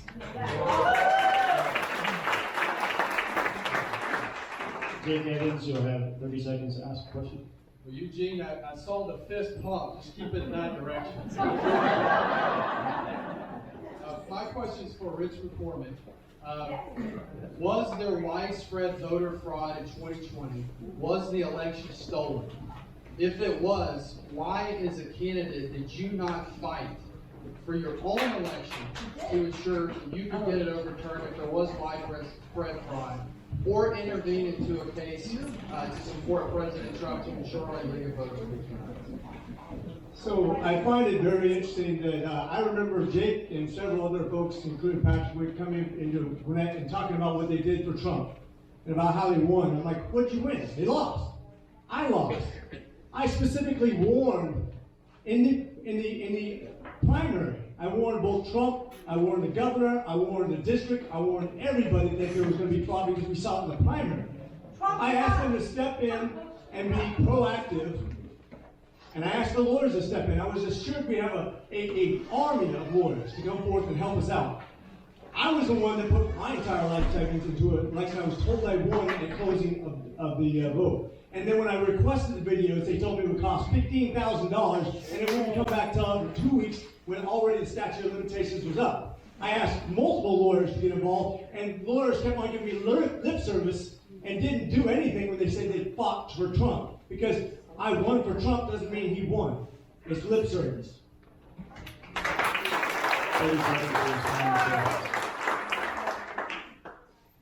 As I said time and time again, I firmly believe when the heat gets turned up, that's when you find who are true fighters.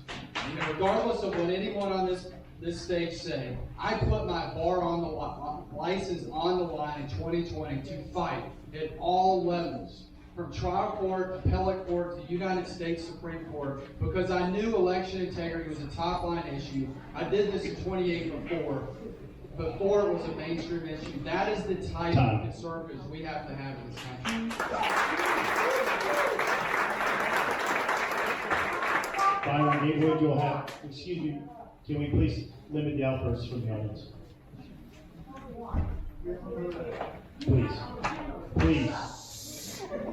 Please, we're all Republicans here. Byron Gatewood, you'll now have 30 seconds to ask a question to a candidate you're choosing.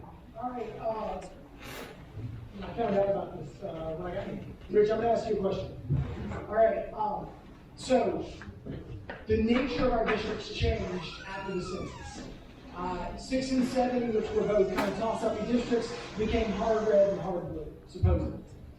Lucy Bath, who wasn't really from here anyway, jumped into 7. Rich, you ran in 7, now you're running in 6. You're a guy who says you always run toward the fight.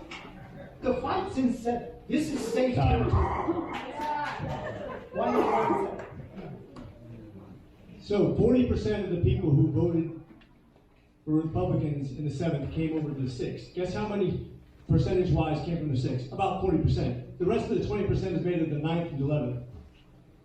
I live basically 1,000 foot from the line which I was drawn out of. We just bought a house in Roswell. But I will tell you this. This is as much my district as anybody else's. The people in this room right here, I bet you the majority voted for me last time. And I hope you'll do for the same thing.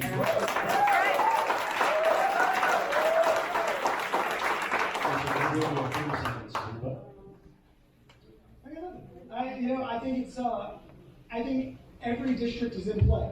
I think 7 was worth fighting for. Yes, it is.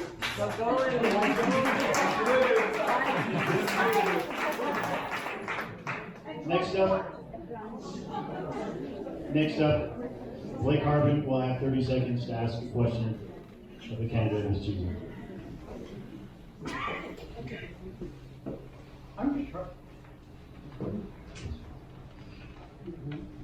I'm just trying to figure something out. I keep hearing the Constitution isn't for sale. But there are 3 people up here that are taking a ton of PAC money. Please limit your question to one candidate. Well, if all three of them are guilty of it for it, I kind of asked it. So if you took $1 million from a PAC and they are continuing to put that money there, or you took $100,000 from another PAC that were only of your donors, how can we trust Mallory and Rich that you're not for sale? Because it looks like you are, specifically for China, in your the whole pro-China group. Okay, since 2 candidates were mentioned by name, we're going to give each of them 60 seconds to respond. We'll start with Rich McCormick. I haven't accepted all the endorsements that were offered. I haven't accepted all the PAC money that I've been offered. What I do accept is the people that we have some common understanding with.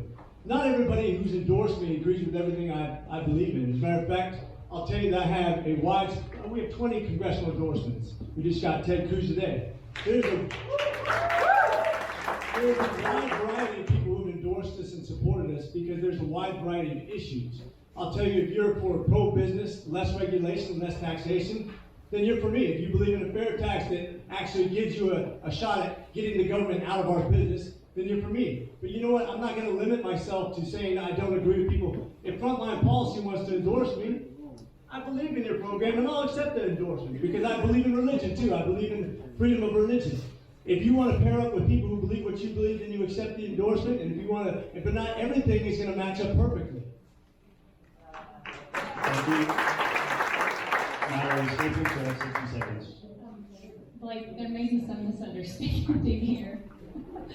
I don't have millions of dollars from the PAC. I don't know if that was meant for somebody else, or... I said 100 grand. Oh, 100 grand, okay. From one donor. Yeah, I do not have any communication with that PAC. I don't know what the comment would be on that, but I'm glad they're there. If they're for me, that's amazing. As a grassroots candidate, without a big endorsement pool or tons of money behind me, I was thrilled to hear about that. But I don't understand the implication there. I don't have a bunch of big money behind me, but I'm glad that PAC is there. And if they've got $100,000, God bless them, for using it to help to get me in office. I appreciate it. Yeah. Mr. Harbin, you have 30 seconds. The problem is you don't understand a lot of the things that go on. 6 of those 7 donors in the PAC all maxed out to you. You can't say you don't know. And Rich, nobody talked about an endorsement. I'm talking about the $988,864 that was spent on you by a pro-China group. Yeah, those are personal attacks, and therefore each candidate will have 30 seconds to respond. We'll start in reverse order from last time. Mallory Staples, you'll have 30 seconds.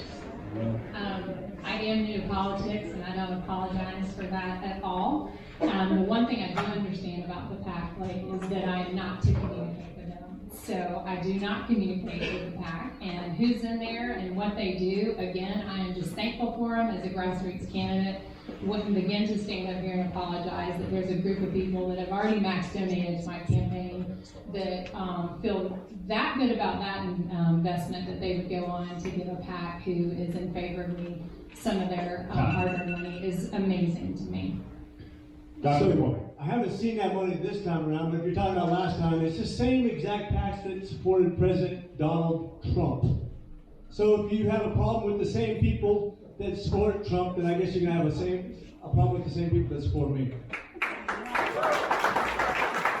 you vote for somebody last time? Excuse me, sir, we're moving on. Rich McCormick, it's your turn to ask a question. You'll have 30 seconds to ask the question to the candidate of your choosing.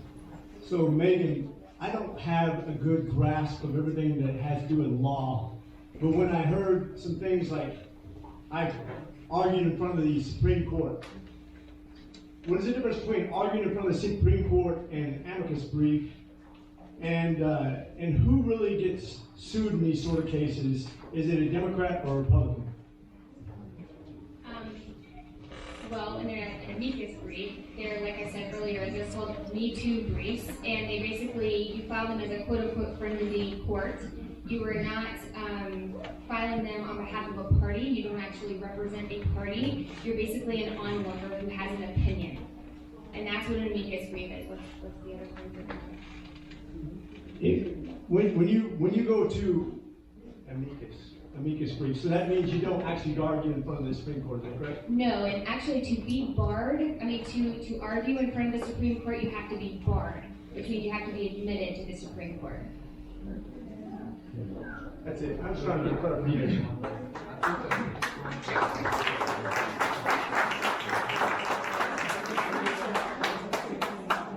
We're gonna move on. The last question is for Eugene Yu.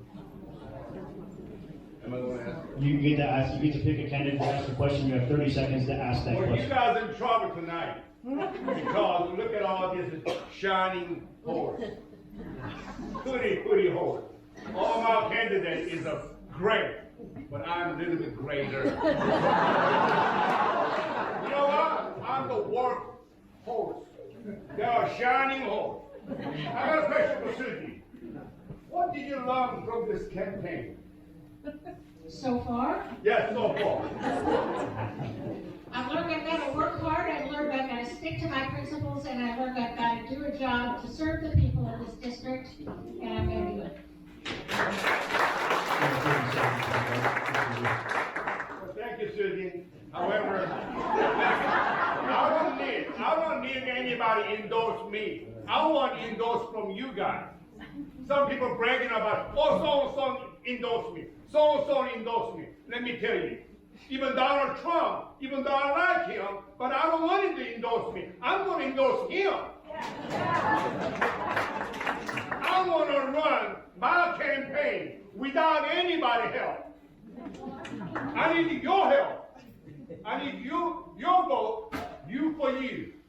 Washington, give me your turn. All right, now we are, that was fun. Now we're closing statements. Blake Harbin, 90 seconds. Experience matters. And I'm not talking about political experience, because the reality of it is that there's only one person who's elected up here. But I'm talking about those that actually learned about putting the people first. Those that went and helped over 50 companies get funding during COVID and saving a few thousand jobs. Those that got people out of Ukraine, grandma out of Ukraine. Those that got 6 people out of Afghanistan. I'll show you the picture of them if you like. Those are lives. Those are children. Those are citizens. Those are grandmas. Experience matters. A lot of these folks up here, they think about it, they hope they can do it, but it's just like the old military saying. Every battle plan is perfect until that last shot is, or that first shot is fired. So who do you want in a foxhole with? The tried and true, who's there with the experience, or the rookie lieutenant that got killed frequently? So all I say is this.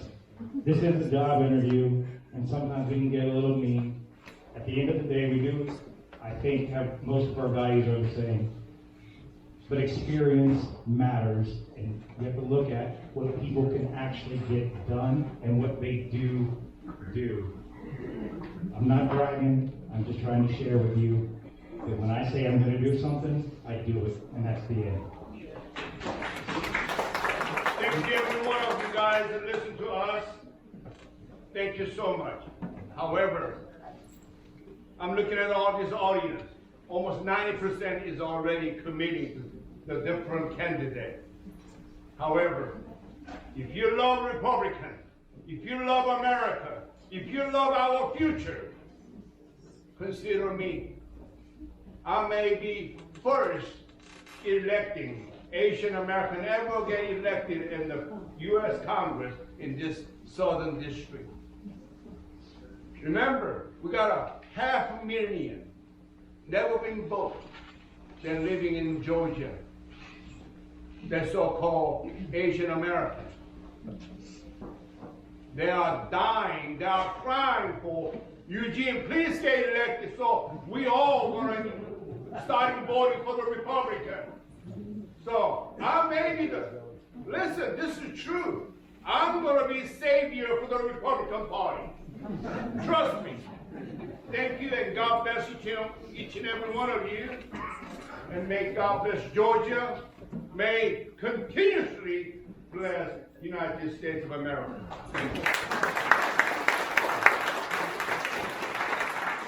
Thank you. Well, Eugene, I survived without that left foot. It's a pleasure to be here before you guys, and it's a great opportunity for me to earn you guys' support in this race. We are in very, very serious times, and that is one of the big reasons why I am running. I firmly believe the Democrats will continue playing hardball while Republicans play t-ball until we get the right type of conservatives that are going to hold them to the mat in Washington, D.C., that are going to be bold, that are going to be unafraid, and they're going to have that fight back mentality. Because if we continue to take our ball and go home, we're going to lose this country. The Democrats don't play by equal and fair rules. They never have. It's just Donald Trump brought out the full vigor that they are willing to bring to the table in order to destroy this country, to consolidate power, and win elections. That's all they care about. They will open the border. They will try to fundamentally restructure our form of government with H.R. 1 and H.R. 4. And they care about one thing only, and that's consolidating power. That is what my candidacy has been about from day one. People are going to continue to attack me in this race. I'm sure that it'll accelerate. I wear it as a badge of honor because I want the voters to know if there's one fighter in this race, if there's one person that's not going to back down, it's Jake Evans, and I will fight for you all the way to Washington, D.C. until we get this country back on track. Thank you.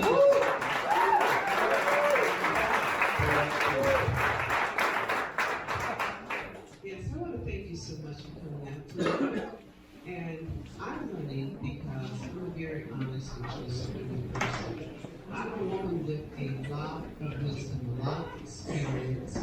I was also asked by 2 Fortune 500 companies to write my paycheck. But because, number one, I have a very successful business that I run, and I love the idea of being able to help others when they help others. Now I'm since retired from there, and I'm 100% in to making our country great again.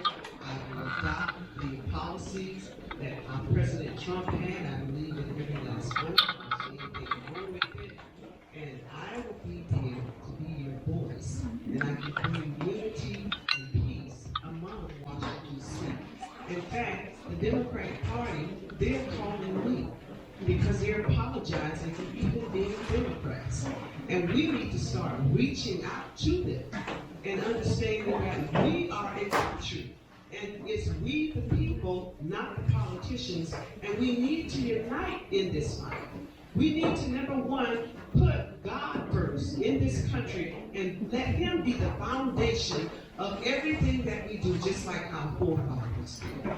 Thank you. I'm Paulette Smith, and please vote for me for Congress for the 6th Congressional District. Thank you.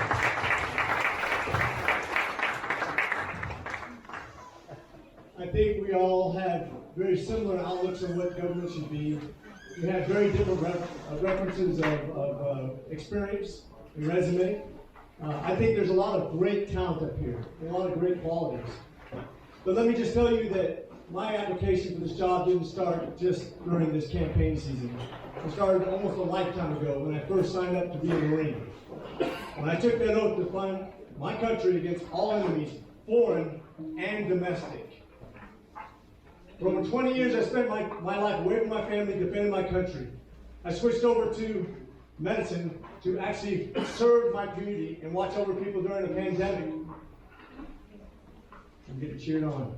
But let me tell you what's most important, is that you know that somebody is going to run towards the fight because of the qualities of their entire lifetime, not just a campaign, but everything they've proven through their entire life. Are they willing to sacrifice? Are they willing to go to the back? Are they going to run toward the fight, whether it be hard or easy?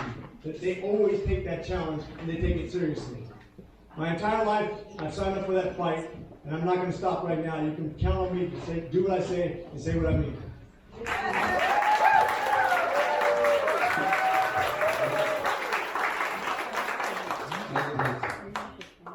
They say warm air rises, so I too am going to stand because I'm freezing. I'm not entitled to this position. I didn't grow up with a silver spoon in my mouth. In fact, my dad had to work 2 jobs to make sure we even had quality health care. So I know what it means to truly live the American dream. And that's why I am so passionate about fighting for the conservative principles that we have, that we've got to defend for my kids. And if I'm fighting for my kids, I'm fighting for your kids. And I'm fighting for your grandkids. And I'm fighting for this country's future. We've heard a lot of rhetoric tonight, but truly I'm the only one that's actually delivered results. And Lord knows this district absolutely needs results. Georgia needs results. In the State House, I delivered transportation funding. We passed a balanced budget. We did all the things that the federal government needs to do, like get on a balanced budget. We've done this before. I fought for these things. We've passed them before. I know the steps to take. I know how to build relationships. And like everybody's saying, this is a job interview. Don't you want to hire the person that has experience in doing the job? I ask for your vote. Thank you so much.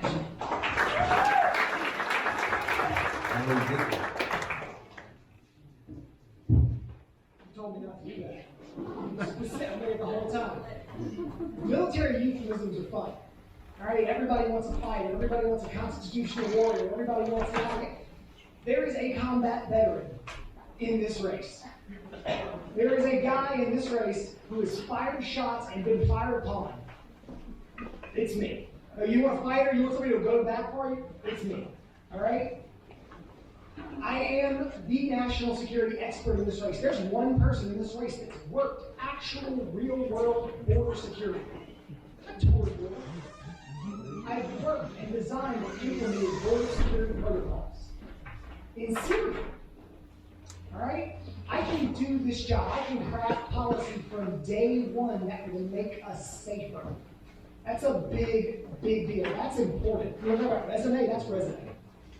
All right? I'm the only elite MBA in this group. I speak the language of central bankers and economists. I've worked in that world, doing large capital raises for big public companies, mergers and acquisitions. I can stand toe-to-toe with the likes of Janet Yellen until she's full of crap. Right? That's important. We need that. We don't have that in Congress right now. That's why they're winning. All right? I'm also a small business owner. I have fought the battle of COVID for 2 years, competing with the federal government and my own entry-level employees. I can create policy, I can craft policy to do us good.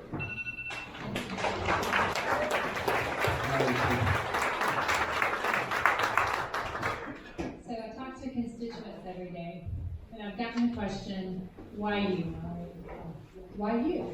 Why are you going to be different in D.C. than every other bureaucrat, politician type that we've sent up there who has dishonored and betrayed us? Why? Why you?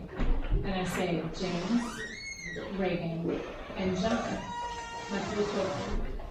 I can assure you that Washington, D.C., and the fools that are up there running our country right now have nothing to offer me, nothing that is even remotely as appealing to me as my children's freedom.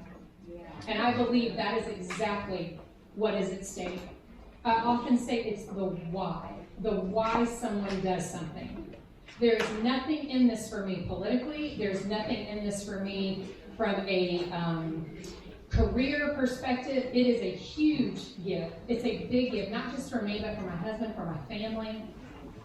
But I'm willing to do it because I believe we're at a point in our history where we need to follow our founding fathers' footsteps, and we need to pledge our lives, our fortunes, and our sacred honor to return our country back to its greatness.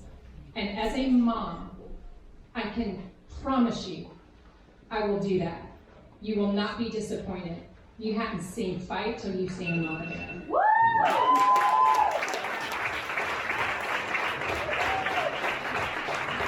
Suzi Voyles.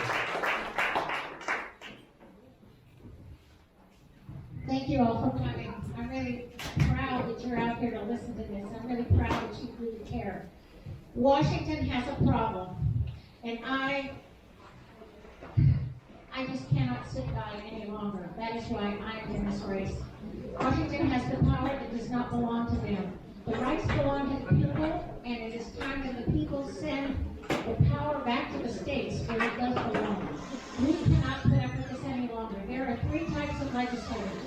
There are policy wonks, they're the architects, there are those who are really good with policy and building coalitions, and then there are the broadcasters.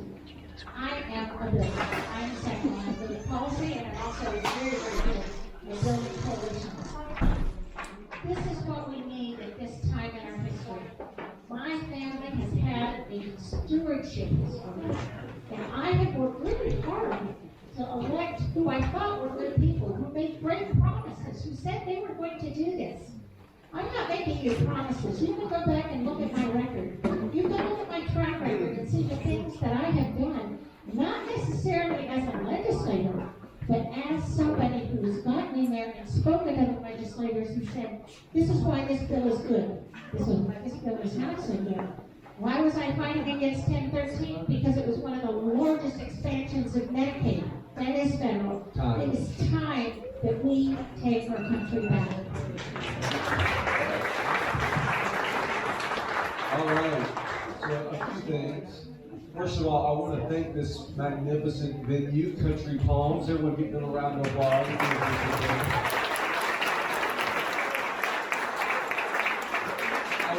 I want to thank, and look, they're all up here sitting so nice together. Over the next 6 weeks or so, they're going to be fighting each other again. But I want y'all to give these 9 candidates a round of applause.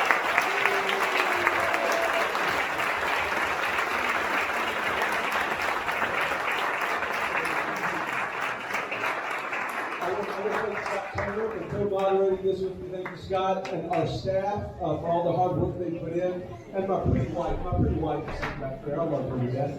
But hey, we're going to pray real quick, and I want to thank y'all for sitting through this. But we're going to pray real quick, and then don't forget you have an opportunity to vote in the straw poll. Okay, so we're going to release the final finishers as well as the top 3 movers. So y'all voted in the first round. Whoever improved the most, the first 3 that improved the most, we're going to publish that as well, so folks get a sense of not only who has the most support, but who performed really well in this debate. Let's pray real quick if we can, and then make sure to vote, and let's stand up and pray. Everybody on your feet, please. All right, Father God, we lift up our state and country in this district to you, Lord. I lift up these 9 candidates. Lord, we heard a little fire tonight from each of them. And Lord, we know that they're in a competitive race. And Lord, I pray that everything that they say about one another over the next several weeks comes from a place of loving this country and wanting what's best for it, not wanting what's best for themselves. And Lord, I pray that you help their campaigns to speak truth, to speak it boldly, and to provide clarity. And Lord, give voters wisdom. Lord, you have already selected the person that you want to represent us in Congress. Prepare their heart. Make them wise. Help them to know truth. Help them to draw closer to you. Lord, there are so many distractions in a campaign. And there are even more distractions in Washington, D.C. Lord, we have a lot of problems. Lord, may you use that person mightily to turn this country around. May you use the 8 other candidates to help shape and mold them. And may you use us, the constituents, the voters, to help them be the best that they can be, to hold them accountable, to help them remain good husbands or wives or fathers or mothers. May they seek you first and foremost to be good family people and walk it with integrity in their personal lives. And Lord, I pray that you help us as we go from here to glorify you in all aspects. Lord, it starts with us. It starts with us as people. It starts with us, the voters. We can complain about our country all we want, but it starts with us. And Lord, I pray that you use us mightily. God bless us, and may we lean on you entirely. In Jesus' name, amen. God bless each of you.